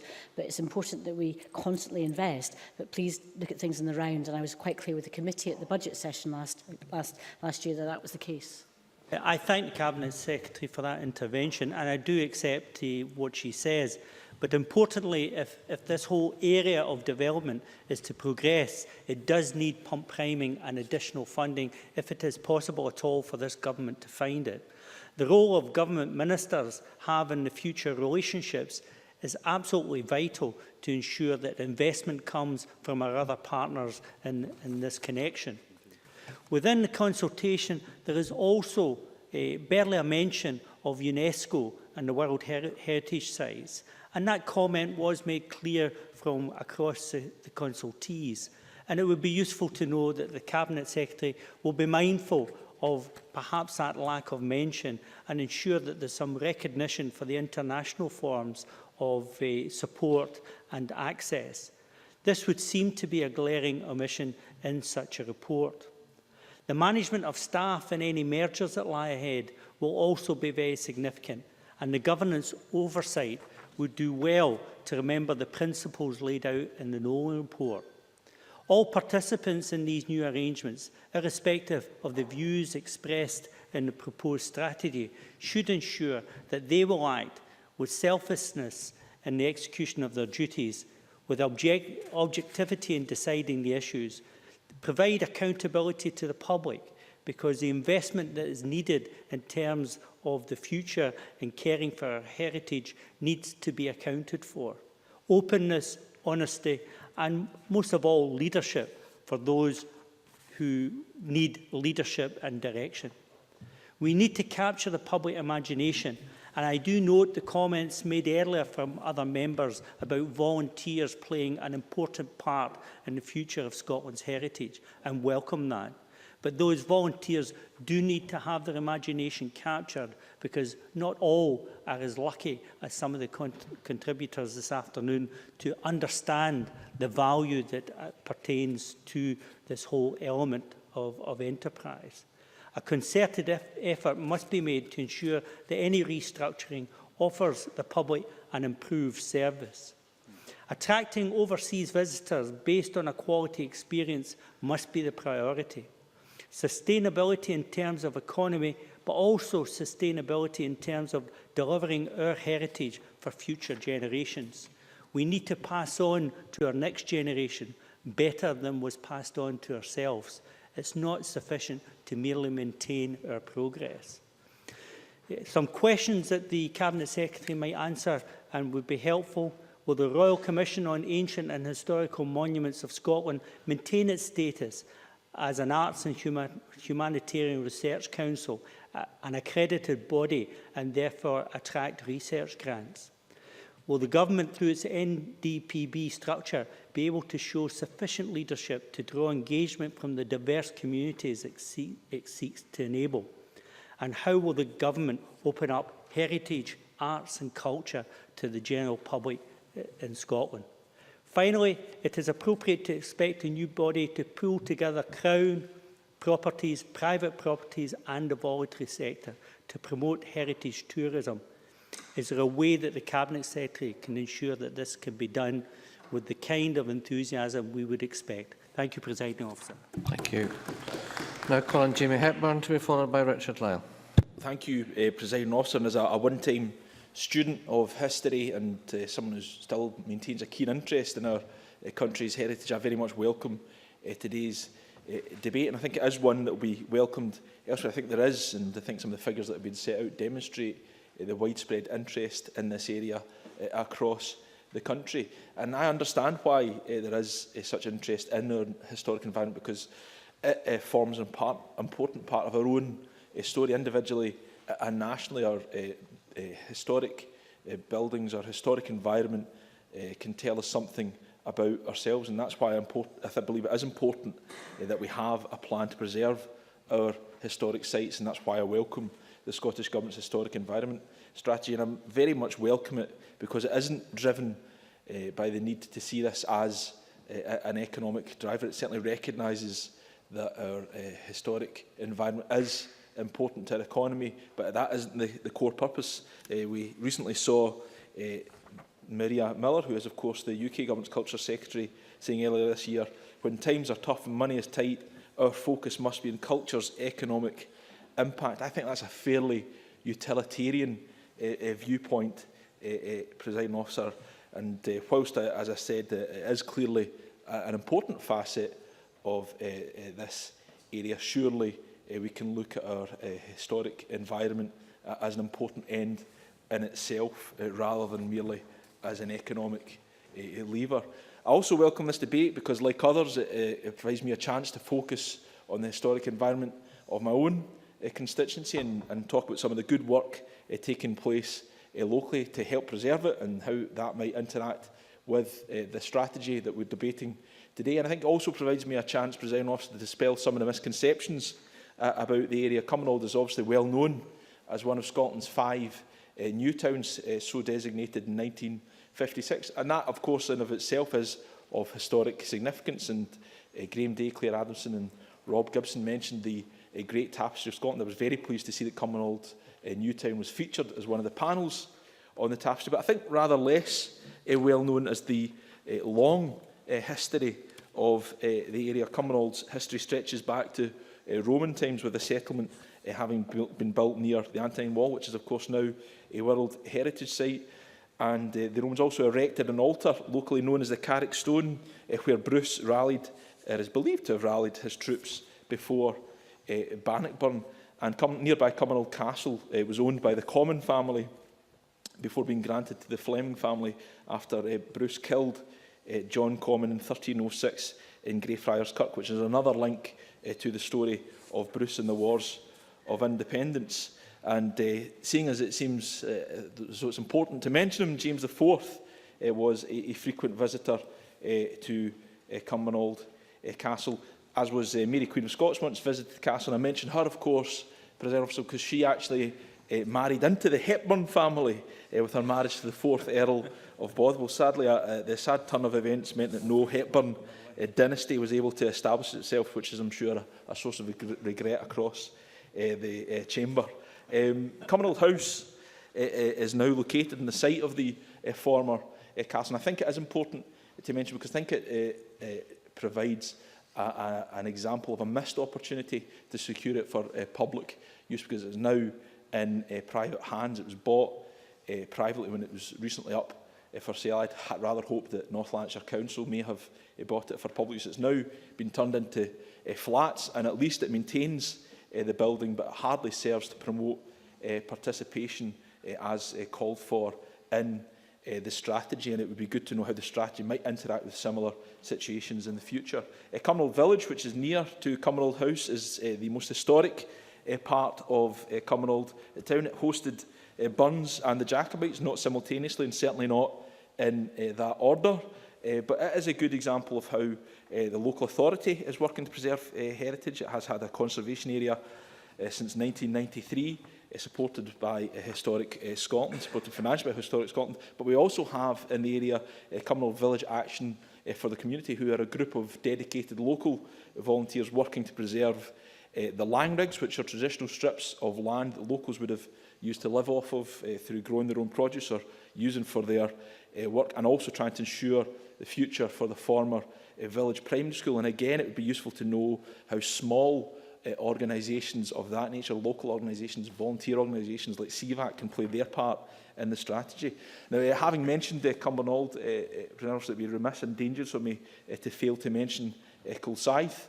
Similar to Cumbernauld Village, Kilsyth Town Centre has a conservation area, rather older. It dates back to 1971.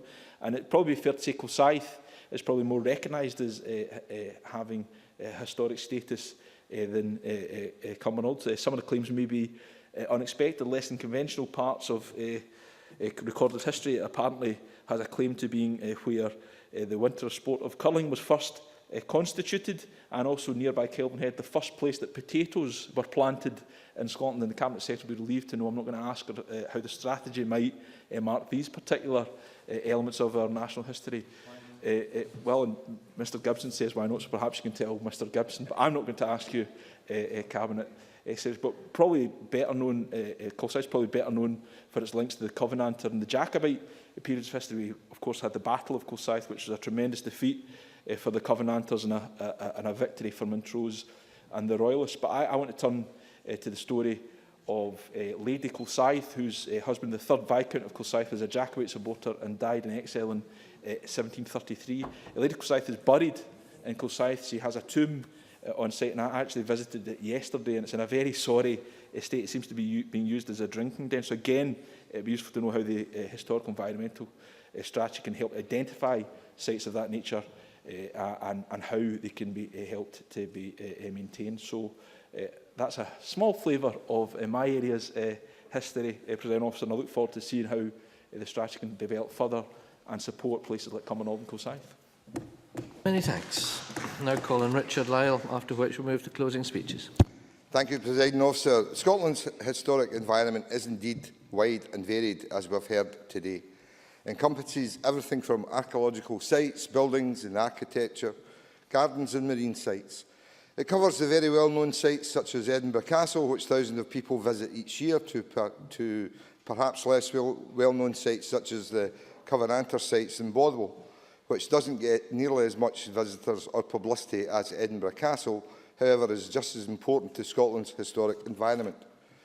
The historical environment is what makes Scotland distinctive, has value and benefits to local communities. It is part of our everyday lives and helps to give us a cultural identity both on a national scale and a local level. And it's a cultural identity that helps promote a positive image of Scotland across the world, which in turn encourages visitors to our shores so that they can sample the culture for themselves. Scotland is rich in its cultural history, and this history should be preserved and celebrated wherever possible. The historic environment is clearly high in many people's priorities, as across the country there are groups of dedicated people who give up their time in order to preserve historical sites in their area. As I mentioned earlier, the Covenanter site in Bothwell, in my region, is only one example of this. The Battle of Bothwell Bridge, or Bothwell Brig, took place on 22nd June 1679. It was fought between government troops and the militant Presbyterian Covenanters and signalled the end of their brief rebellion. The battle took place at the bridge over the River Clyde in Hamilton, South Lanarkshire, near Bothwell, Lanarkshire, Scotland. The battlefield has been included in the inventory of historic battlefields in Scotland and protected by Historic Scotland under Historic Environment Amendment Act 2011. South Lanarkshire Council Planning Department, please take note. I have also spoke in members' debates, in particular David Torrance's members' debate, where we congratulated and celebrated what local people in Fife who strive to keep the Weems Caves accessible to the public. I am sure there will be many groups similar to these throughout the country who work tirelessly to protect and promote the local history in their area. Scotland's extensive historic environment also helps provide vital jobs in uncertain economic times. 33% of the industry's annual £9.6 billion turnover is spent on repair and maintenance of existing buildings. This investment helps support employment across Scotland and also helps traditional skills relevant to as many of the current building stock is pre-1919. And it is these traditional skills that are needed in order to repair and maintain the historic environment. As we are all too aware, tourism is vital to Scotland's economy, and the historic environment plays a large part of that. Visit Scotland estimates that 16 million tourists visit historic environment attractions in 2011, and their latest research shows that 43% of first-time visitors to Scotland and 28% of all visitors to Scotland cite to learn more about the history, the heritage, as a key motivator for their trip. Historic Scotland have also reported that over 1.5 million visitors between June and August, an increase of some 14.8% from last year. Edinburgh Castle has seen visitor numbers rise by 26% during the last 3 months, and in August alone saw nearly 230,000 through its doors, an increase of 35.8%. And it's not just the capital that is enjoying the increase in visitor numbers. The birthplace of Mary Queen of Scots at Linlithgow Palace, within the Cabinet Secretary's own constituency, had an increase of 36%, and visitors to St Andrews Castle were up 9.8%.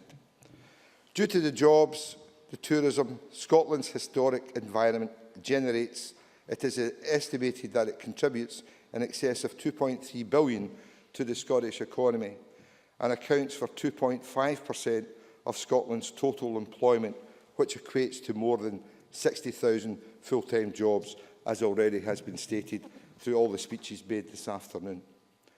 Despite the obvious benefits the historical environment creates for Scotland, it does face some challenges. Perhaps the most obvious and pressing of these challenges being the current financial outlook. And I welcome the extra funding which the Cabinet Secretary has mentioned today, although I don't like the proposal by the UK Government under the spending review in 2014-15.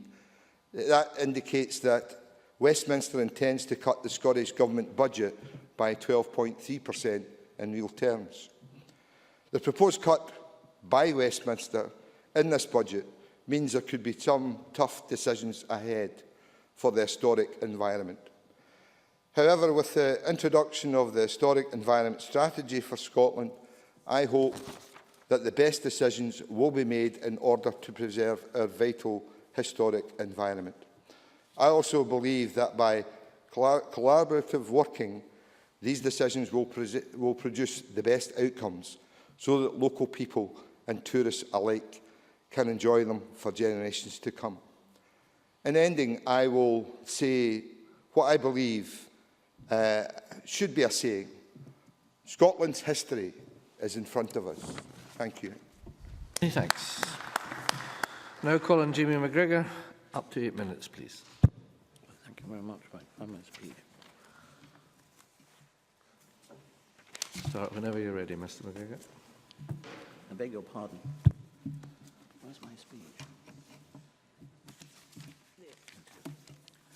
My apologies, Presiding Officer.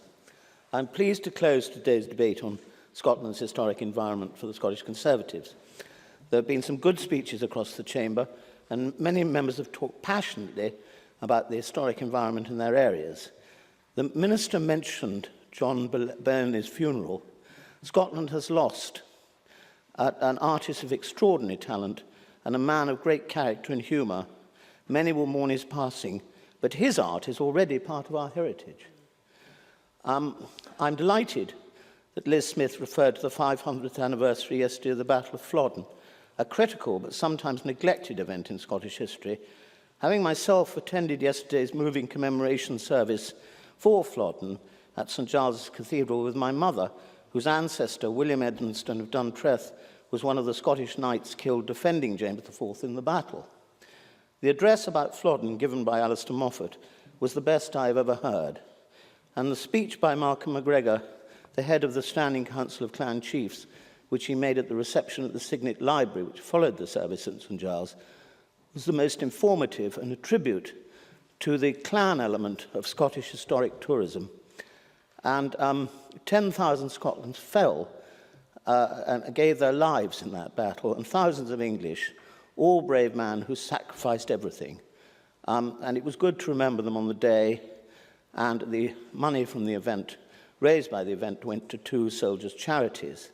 And I was surprised that there appeared to be no Scottish Government ministers present to mark the occasion and hear the splendid addresses. But anyway, Liz Smith set out our general position. Of course. There were obviously a variety of different events that took place and are taking place to mark Flodden. Unfortunately, the Clan Society failed to invite the Scottish Government to the event. I'm sure there was some mistake, and I understand that they're about to address that. But they quite clearly have a great opportunity to contact us, and they frequently do so, not least about some of the funding that they're requiring for next year's events. Jamie McGregor. I understood that a letter was actually sent to Alex Salmon in 2011 about it, and but anyway, that'll probably come out.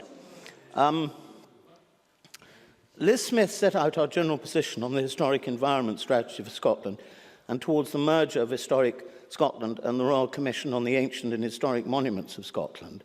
And we're generally supportive of moves to streamline government agencies and bodies and minimise administration and bureaucracy. I recently sat on the committee mentioned by Fiona MacLeod, which considered the governance and the National Trust for Scotland, and we did exactly that, following the excellent inquiry by George Reid, our previous presiding officer of this Parliament.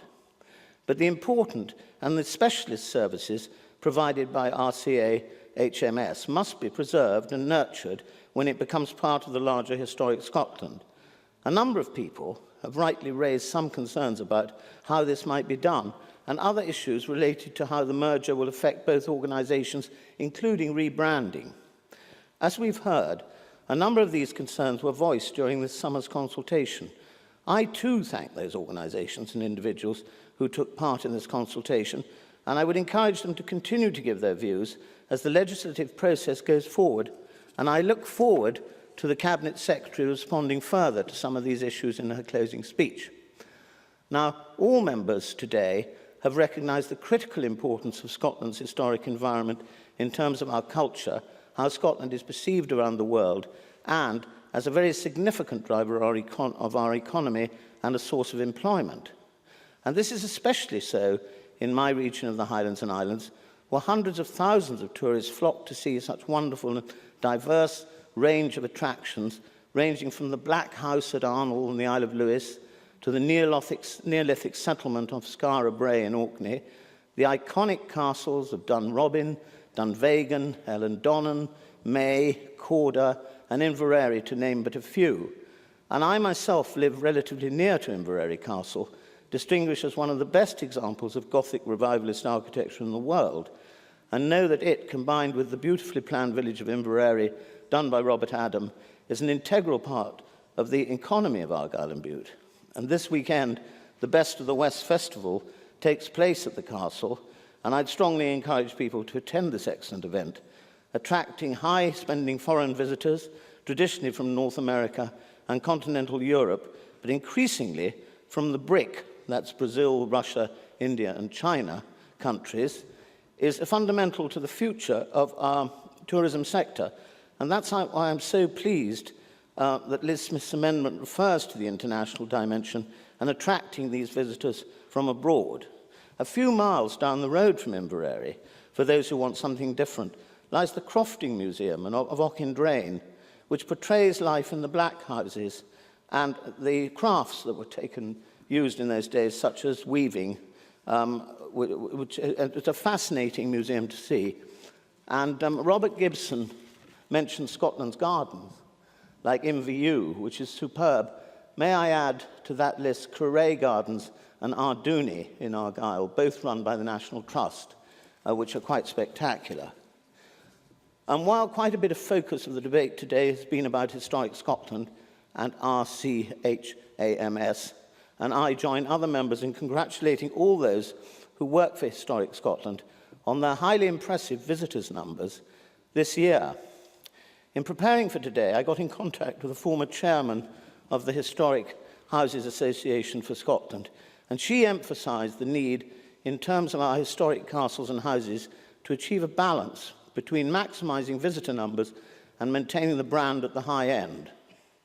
She also made the very valid point that individually owned and independently maintained historic properties, some of which are, after all, the jewels in the crown of architectural and historic tourism, must be able to compete on a level playing field with ones run by Historic Scotland, and that the approach to permissions, grant aid, marketing assistance and the like must be on a par with the approach and benefits which the Historic Scotland properties might enjoy now and in the future. She also recommended the collaborative working approach across the historic environment and tourism sectors, which I would certainly agree with.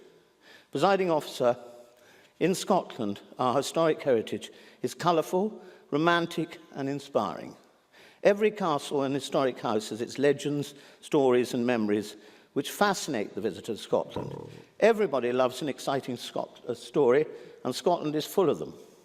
Yesterday's excellent service commemorating the fallen at Flodden, both English and Scots, reminded me of the importance of our heritage, and seeing the clan chiefs and many others bedecked in their different tartans made me realise once again our Scottish historic heritage is unusually powerful and spectacular. Members finishing. I beg your pardon, Presiding Officer? In his last minute. Oh, am I? Yes, thank you.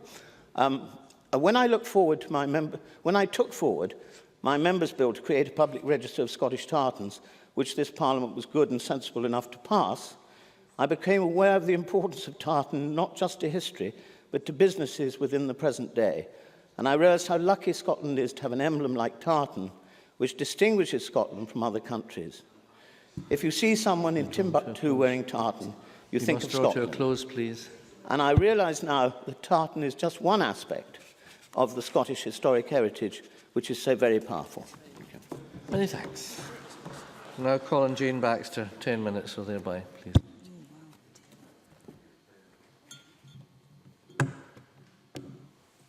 Thank you, Deputy Presiding Officer.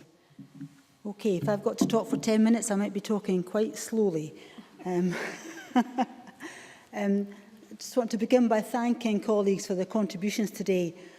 And what's been evident is the level of passion and caring and commitment that people have to their communities and their environments, and also the energy that's within those communities and the way that's harnessed and supported to improve and involve those communities. So that's a common experience, I think, across the Chamber, and it's been very evident from the contributions today. And when the Cabinet Secretary announced the launch of the consultation on the Historic Environment Strategy for Scotland, she said that the historic environment is central to telling the story of our nation. It is right at the heart of our cultural identity and has a key role to play in defining Scotland's place in the world. And I don't doubt, as a country, we have a collective and proud sense of our natural and built heritage. But the Cabinet Secretary's focus, and the focus of the Government, sometimes overemphasises the nation level.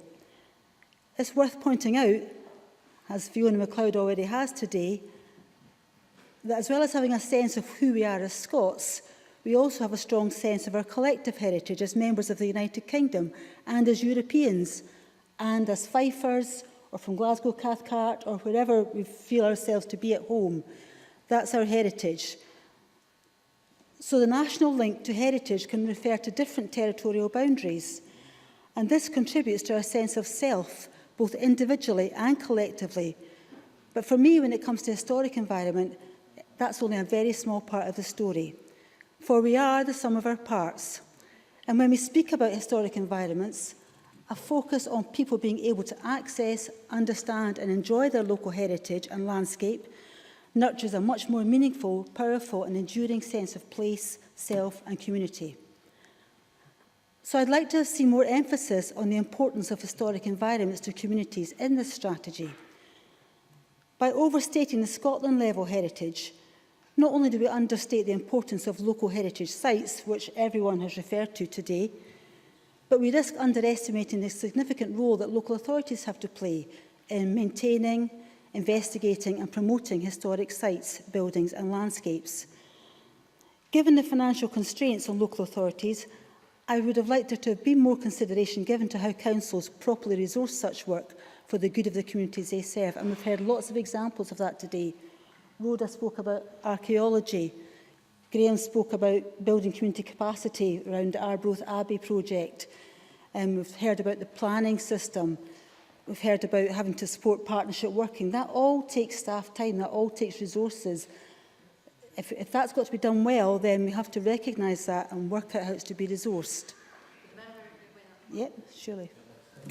I think she's perhaps overcritical of the strategy. It does address the importance of community and volunteering and partnership at local level and education.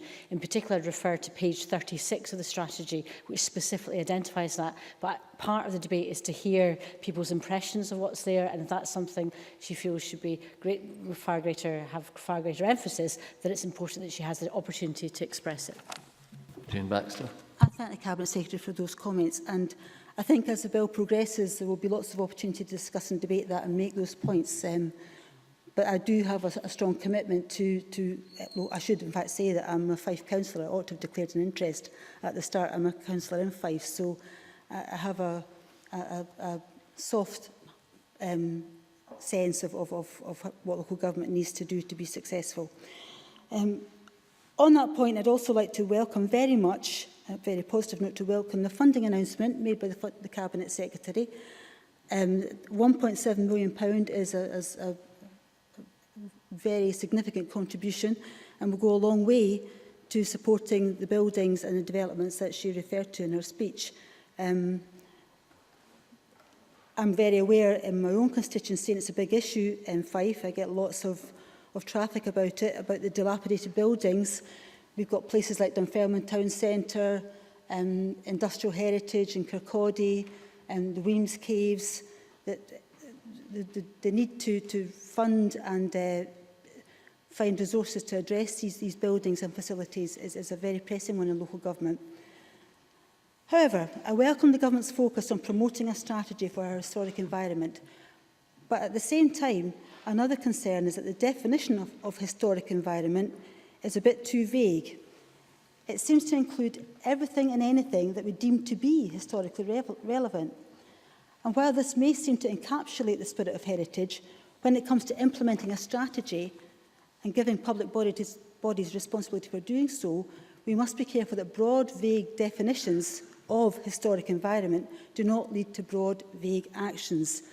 So I was pleased to hear the Cabinet Secretary summarise the strategy, investigate and record, protect and care for, share and celebrate. And I hope we get the chance to discuss over time in more detail what those mean in practice and what the actions are going to be to make that happen. Another concern that I have is that although I do like this strategy, I know I'm raising concerns, but I do support what's happening.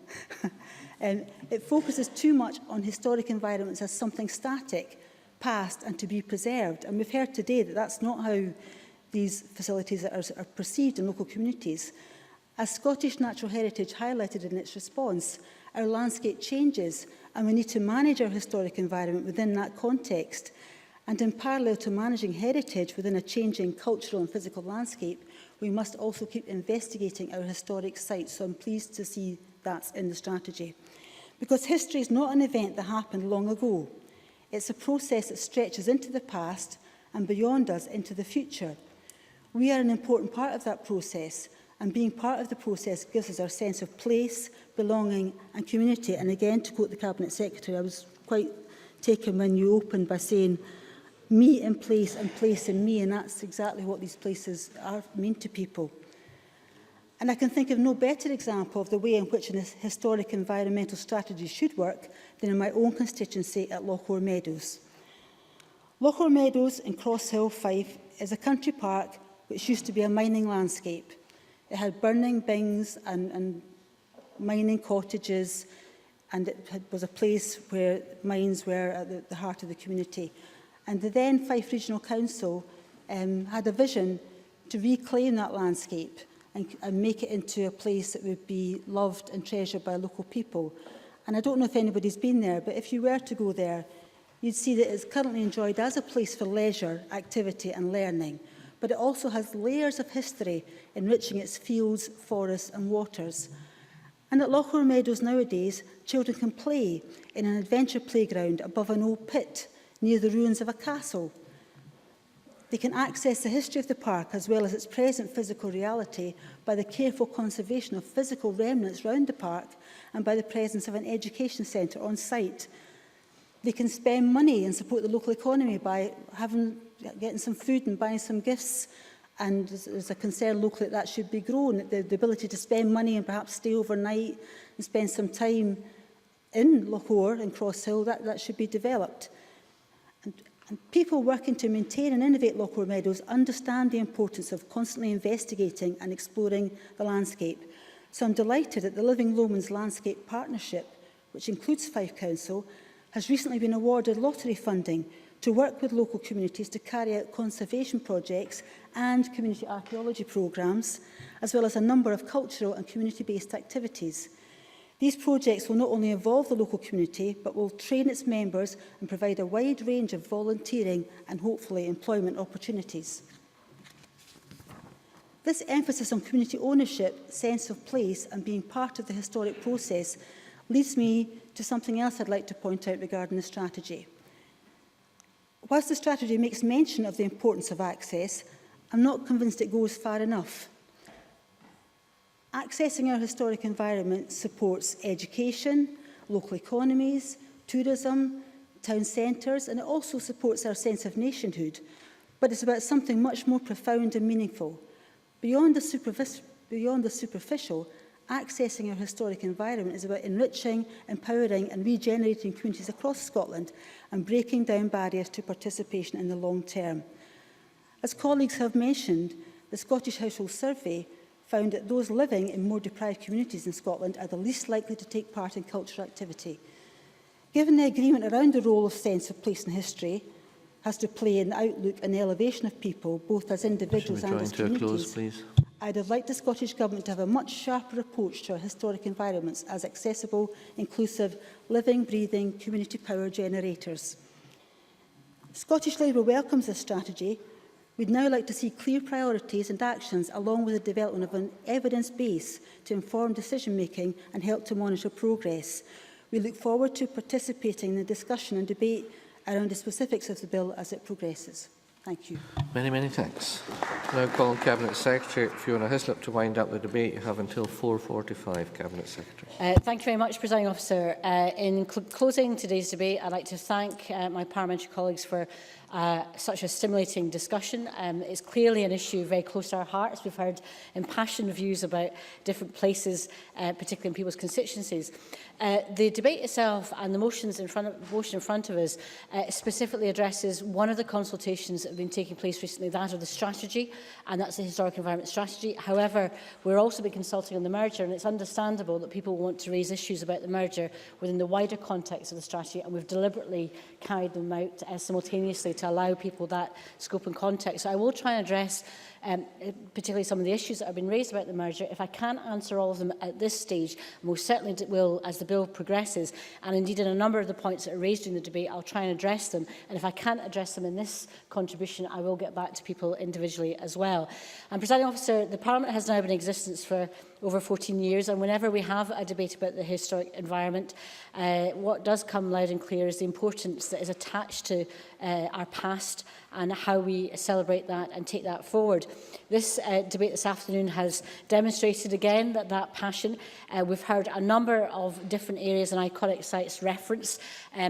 More lastly by Jamie McGregor in terms of Inverary, and I'd be very pleased to learn that when I visited Inverary, I saw and was shown the investment to date in the town, but also the grants and the provision that will take a lot of that forward. The extent of that will make a transformational impact on Inverary, and I was delighted to see that investment and also the plans for future investment. We heard about Cosaith from Jamie Hepburn. I'm not quite sure if I can make a potato reference, but I'm sure one might emerge at some point. Also in reference to Bothwell as well. We also heard about Angus, Weems Caves, the Globe Tavern, and also about Langside in our cities, Scarra Bray. We also heard reference to fireplaces and forts and baths from Fiona MacLeod. So perhaps the prize for ingenuity of location and passion for the environment might need to go to her in that reference. But no, Rob Gibson got the Loch Ness Monster in there. So congratulations to him. But he does touch on something. I want to come back to Rob Gibson's speech. I think it was a very important speech about the historic environment and definitions and what's tangible and what's intangible, and some of the issues that have been risen by some of the questions that have been raised about the definition of the historic environment in particular. Of course, the historic environment inspires us, it provides us with deep roots, it's part of our cultural identity, helps define Scotland on the world stage, is one of the links between past and present, gives us that powerful sense of place that Jane referred to and defines us who we are, and it also helps in terms of our attraction to visitors to our country. We take a pride in it, it's a core of who we are as a people, and it's a very real reflection of the essence of our identity. It's no wonder, therefore, in the period 2008 to 12, we've seen the membership of Historic Scotland rise by 34%, the National Trust for Scotland, which is already vast, by 2%, and the Historic Houses Association by 35%. And it's understandable that visits to historic sites now account for more than a third of all visits to Scottish attractions. I was very pleased recently to visit Abbotsford to see the results of a major investment there. The Scottish Government contributed £2.5 million to that funding, and the public again will be able to visit and appreciate the impressive home of one of Scotland's literary giants and to view the significant historical collections that are housed there. Now, I've listened to a number of the comments. I want to address them, if I can, before I continue in the debate and to close the debate. There were some specific questions about the merger in particular. Obviously, the initial options appraisal addressed the issues around RCAMs and the sustainability of the functions of RCAMs. I can reassure members that the outline business case considered the merits and value of the functions of both Historic Scotland and RCAMs. There was a number of points raised. There were a number of points raised about the definition and whether it was too broad or not. Can I say, actually, that's one thing about working with different organisations and different groups. The demand for, one, the definition, the new definition, and also the breadth of the definition actually came from the sector and has strong support. But I think in hearing the points that are raised during this debate, that's something to reflect on in going forward as we develop the draft strategy into the final strategy itself. In terms of the merger, some issues around whether there's potential conflicts of interest, and that's going to be very important in setting out the bill as to what powers would still be maintained with ministers in particular to ensure that clarity is there, particularly around grant giving, because I think that's something that has a strong interest, particularly to the different organisations. Very strong theme came through, particularly around climate change, from both Claire Baker and also from Sarah Boyack. I would say to Claire Baker that the Historic Scotland is continuing to deliver on its climate change action plan, and if it's something that she feels very strongly about, I would encourage her to look at the Historic Scotland's climate change action plan, progress to date and activity there, but it's really important that we do take that forward. I'd also want to refer to some of the issues around joint working in particular. I think the points raised by Rhoda Grant about archaeology were very significant. I also pointed in my opening speech to the work of SCARF in particular as the organisation that has actually brought together in terms of a shared resource and also a sharing of professionalism, an example which other places and other parts of the historic environment skill-based can use.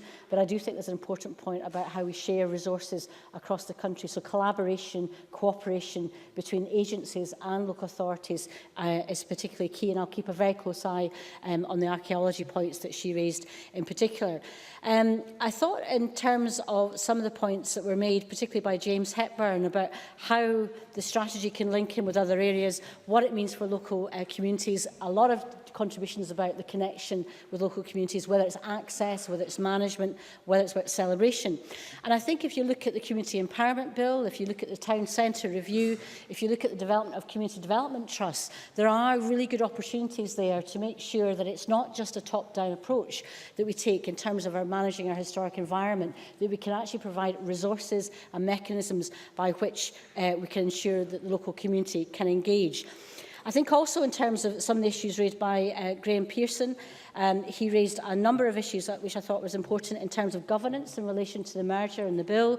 I can tell him there's a transition advisory board that has been established to ensure particularly that the interests of staff during this process will be properly considered, and I think that was an important point that was well made. In terms of sustainability, I think that's absolutely key. It's why we're addressing this. The strategy is quite hard in addressing some of the issues around climate change, around financing, what we have to do, but it actually has to be quite visionary in order to say that actually, rather than just be defensive about this issue, we have to take things forward and make sure that we can deliver sustainability in terms of investment. And I'm absolutely determined to do that. But perhaps as a chamber, we could think more closely about how we collectively, across all the other committees, whether it's climate change, whether it's in terms of capital infrastructure, that the role of the historic environment isn't just one that's obviously discussed by the Culture Committee, but actually can be debated across all the committees, so the points that have been raised can be addressed.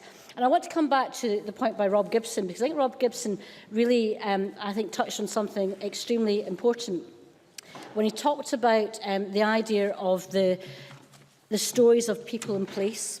And also I want to address some of the issues and concerns raised about whether the new body is established or whether the strategy would have damaging competition between the sector. We can no longer be in the territory of seeing things in terms of competition. It's got to be in terms of collaboration. There are already an element of competition between different sites, but the real gain, the really strong gain, is when we can link together. So whether it's Stirling Palace, which I hope Liz Smith will visit, I thought Fiona MacLeod did a masterful kind of demolition of the revisionist view of James IV by promoting James V's Palace. But I think actually in terms of the promotion in Stirling by the local authority with the Historic Scotland in Stirling Castle, with the National Trust in Bannockburn, is a good example of actually, rather than competing, we should actually be promoting the wider area and make people stay and give them an incentive to stay. But I thought Rob Gibson really linked the point about people in place and telling the story, because the built environment, the tangible environment, It was there because of a story of people and place. And I think in terms of how we interpret that, that interpretation will happen best when there is collaboration, whether it's the Bruce Trail that was referred to by Joe McAlpine, or whether it's other stories, whether it's the industrial stories we want to tell at the National Mining Museum or at other areas. And we should heed the lessons and indeed the proposal that was put forward by George Reid in his assessment of the National Trust, that we do need a Team Scotland approach. Now, I'm trying very hard as part of the strategy and indeed as part of the bill to put us in a place where we can take that forward, but it can't happen in isolation, and it's really important in terms of telling that story that we can have that collaboration. But I think the point about linking people and place, linking the local stories and the passion of the local stories, and here is where I do get my potato link into Jamie Hepburn.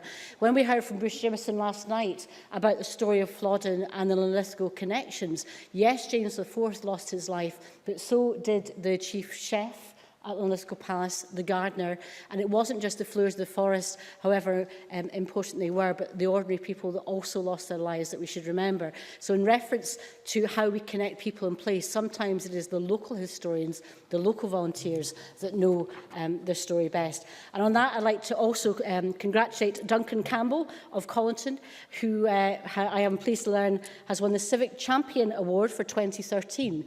Another example of how volunteers are important. He's made an outstanding contribution to the promotion and protection of Collington's heritage in a lot of his work.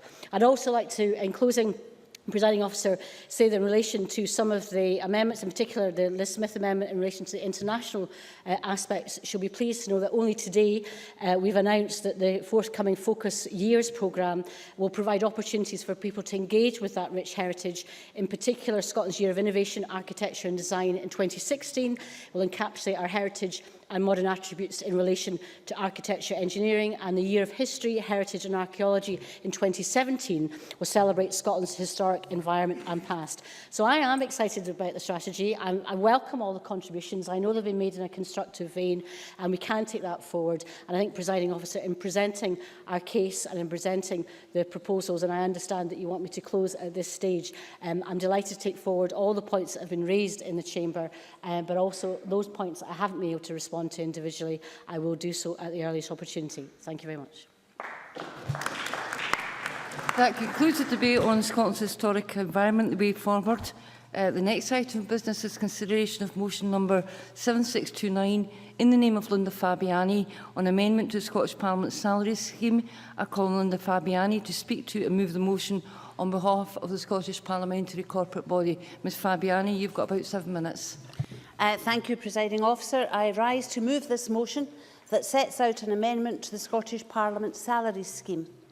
Recent events have highlighted concerns about how, in circumstances where an MSP has been convicted of an offence, he or she is treated both by the Scotland Act 1998 and under the rules governing this Parliament.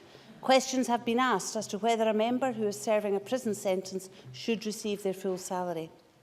Recommendations as to what provision the Parliament should make for the payment of salaries to members of the Parliament and members of the Scottish Government is a matter for the Scottish Parliament's corporate body. In moving this motion, I do so on behalf of all my colleagues on the corporate body. We have considered this matter carefully and are in unanimous agreement that the salary scheme should properly reflect the reciprocal relationship between salary and the performance of functions. We recognise that there are a number of factors which could prevent a member being in a position to perform their parliamentary functions. After looking at the range of circumstances where this might occur, we consider that the Parliament should be invited to agree a mechanism whereby any member who is sent to prison by the courts should have his or her salary reduced. This is to reflect the fact that any member in such a position would not be able to fulfil the full range of their parliamentary duties. I will explain the reasoning for this position in more detail shortly.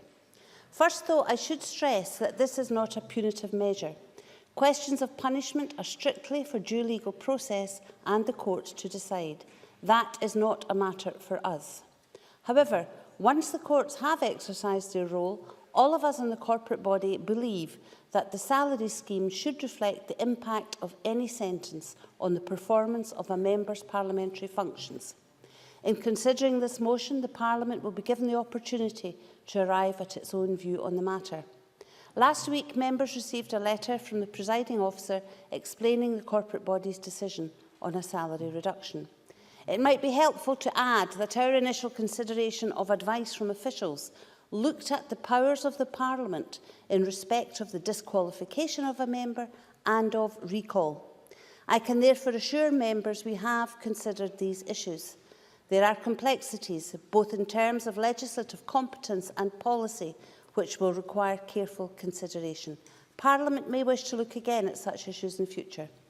We also looked in detail at the Code of Conduct for members, and it is clear, as the Code presently stands, that it only covers members in respect of their parliamentary duties. The Code specifically does not extend to a member's private and family life. In the light of this analysis, the presiding officer instructed officials to examine the issue in terms of the payment of salary to a member who is serving a prison sentence, and to bring forward advice to the corporate body. We met as a corporate body last Thursday morning to consider that advice. Having looked carefully at the matter, we reached a unanimous conclusion that any serving member who is unable to carry out the full range of functions of an elected representative as a result of serving a prison sentence should not receive a full salary provision.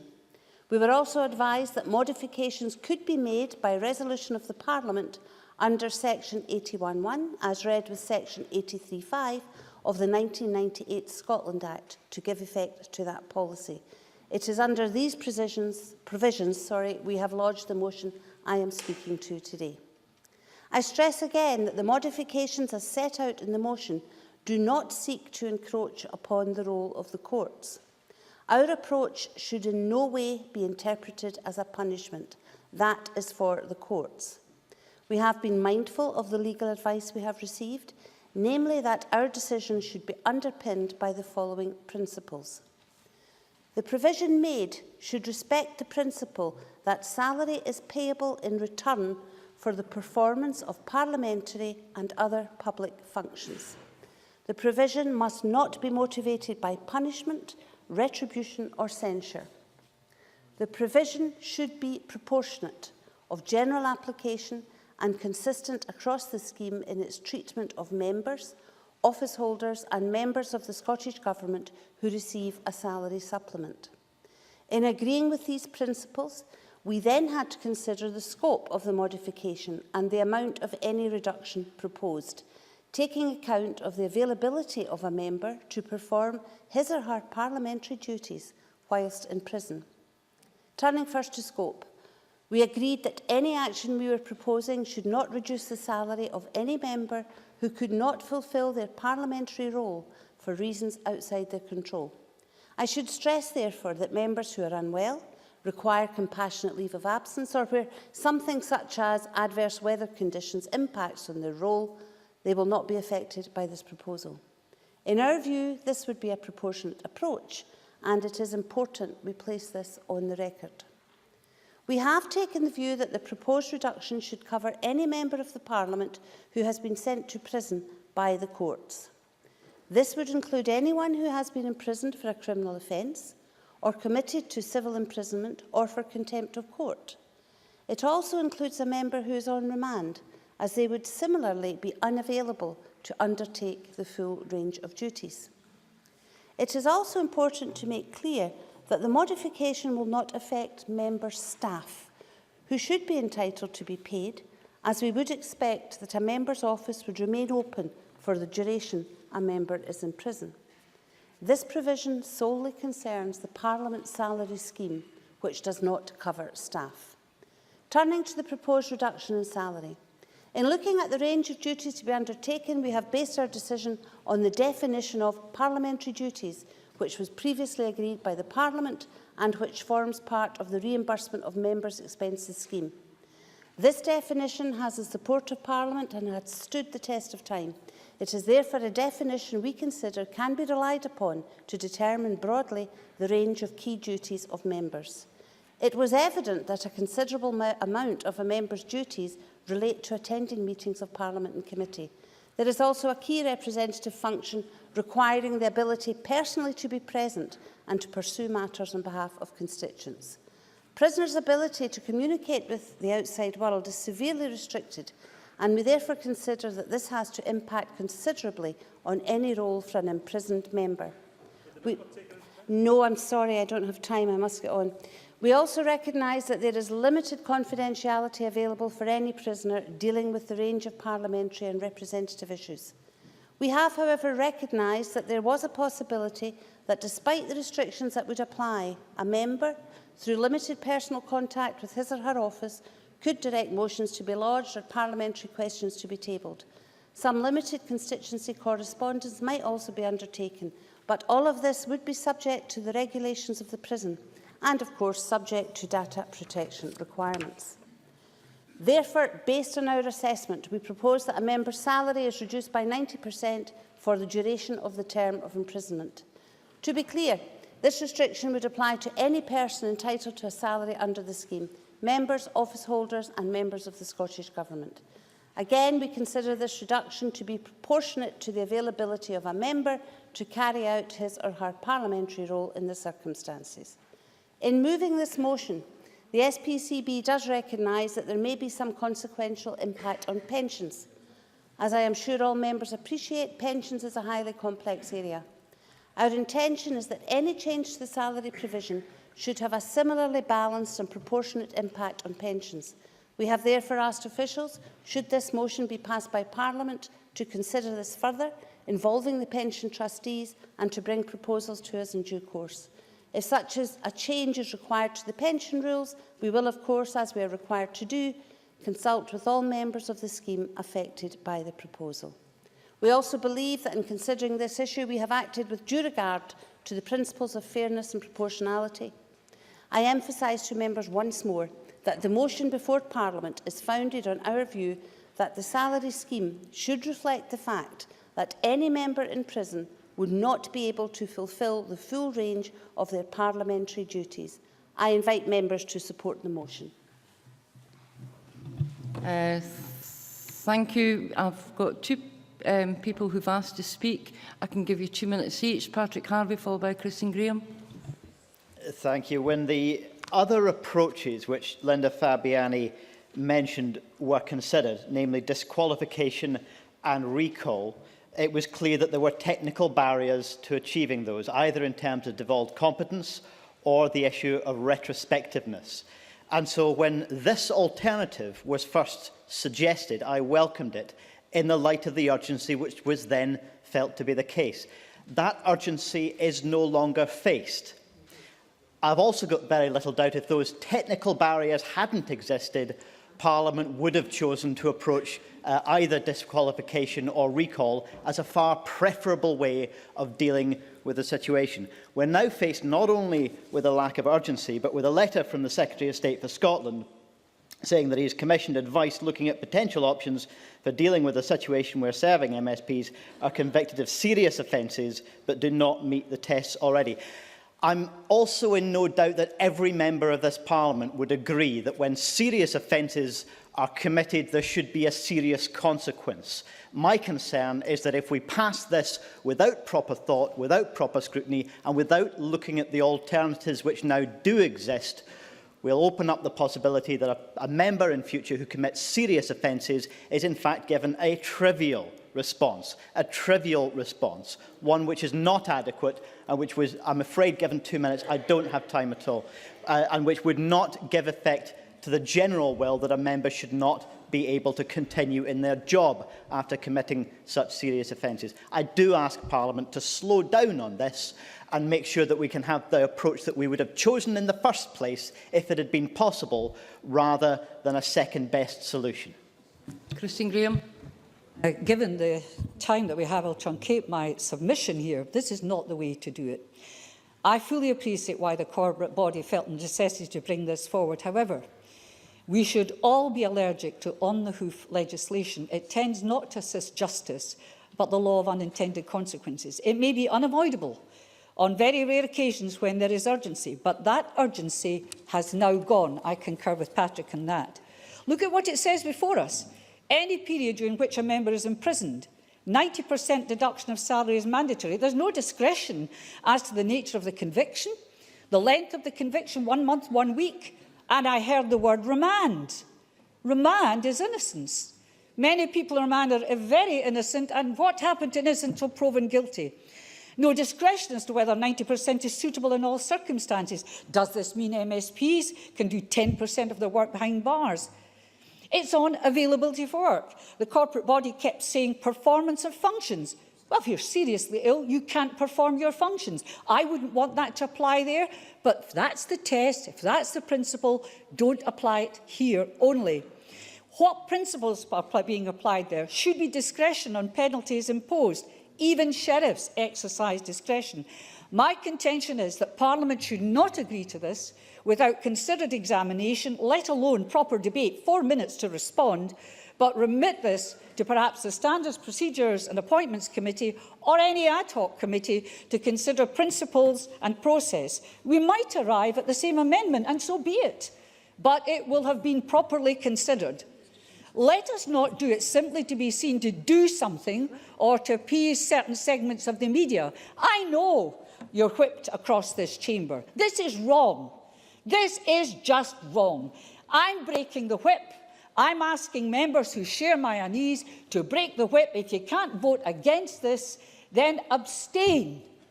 Let's do it properly. We've got time to do it properly. Thank you. I now call on Mary Scanlon to wind up the debate. As my SPCB colleague Linda Fabiani has said, the motion being considered this afternoon is the unanimous view of all of us on the corporate body. There is a reputational issue for the Parliament, and we consider that in acting in the way we have, by inviting Parliament to consider a reduction in a member's salary for the reasons outlined by my colleague Linda Fabiani, we have acted in what we consider to be in the best interests of the Parliament. I fully understand that some people may think we have acted hastily on this matter, but I can assure members that we have considered all of the relevant issues, taken all of the appropriate legal advice, and have not reached the decision to bring this motion before Parliament lightly. I know from the media coverage over the weekend that there are moves, as Christine Graham mentioned, towards discussions with the UK Government around issues to do with disqualification, and this is an area where further dialogue might well be very useful, but it is a longer-term issue. The central principle of the motion is that if a member is imprisoned, they should not be entitled to a substantial part of their salary. This does not preempt or compromise any future consideration of measures that could disqualify members. And I thank the members for raising their issues. I would also stress that what we are proposing is not a punitive measure on members. This is solely a matter for the courts. This amendment operates only during the period that a member is detained in prison for whatever reason, and it is not available to perform his or her parliamentary role. We are not looking at anyone who cannot attend proceedings because of illness or some other reason over which they have no control, such as long-term travel disruption. I was just coming to you. Just be patient. Stuart Maxwell. Stuart Maxwell. Can I thank the member for taking an intervention? Both Linda Fabiani and yourself have both said that through no fault of your own, then you would not be deducted 90% salary. If somebody is on remand and subsequently found not guilty, then it is through no fault of their own that they were in prison. Why should they lose 90% of their salary?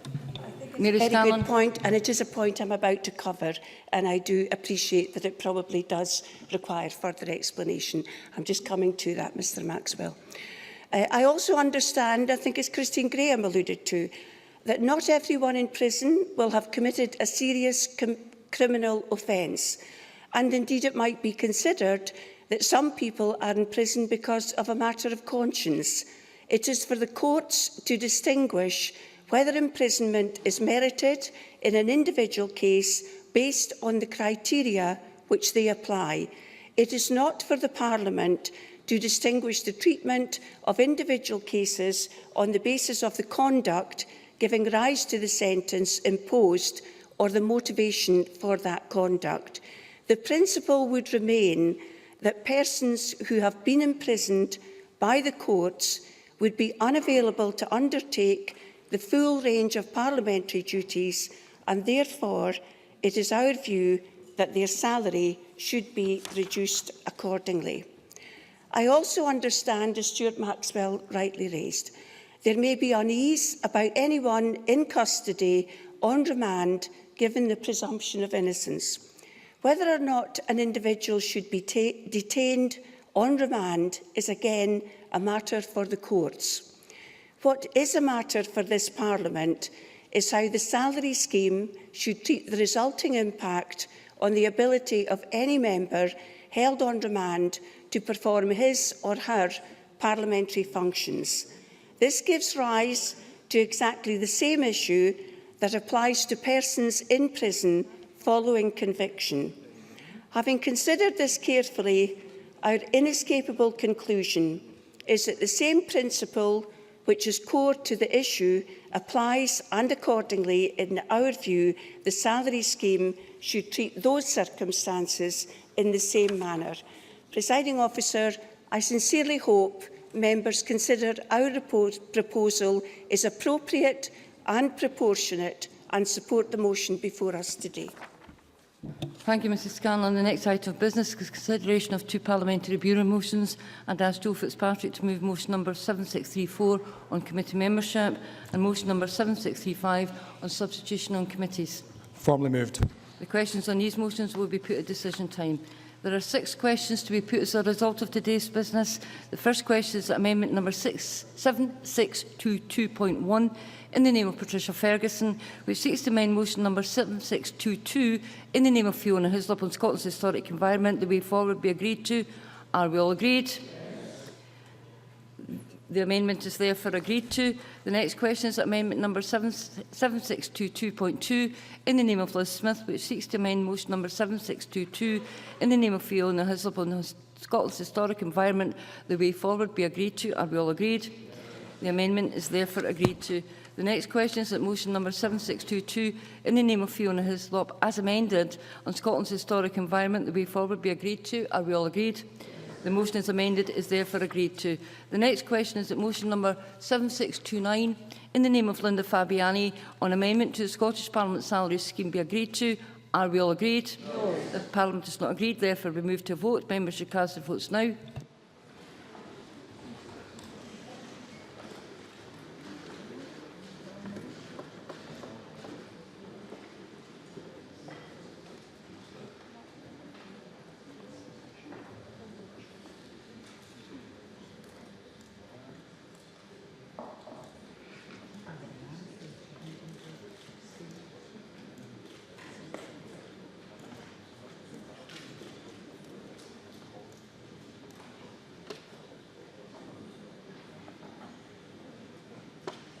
Thank you. The result of the vote on motion number 7629 in the name of Linda Fabiani is yes 105, no 7.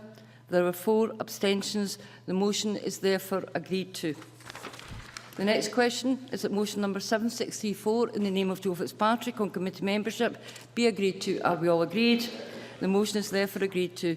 The next question is that motion number 7635 in the name of Joe Fitzpatrick on substitution on committees be agreed to. Are we all agreed? The motion is therefore agreed to. That concludes decision time. We now move to members' business. Members who are leaving the chamber should do so quickly and quietly.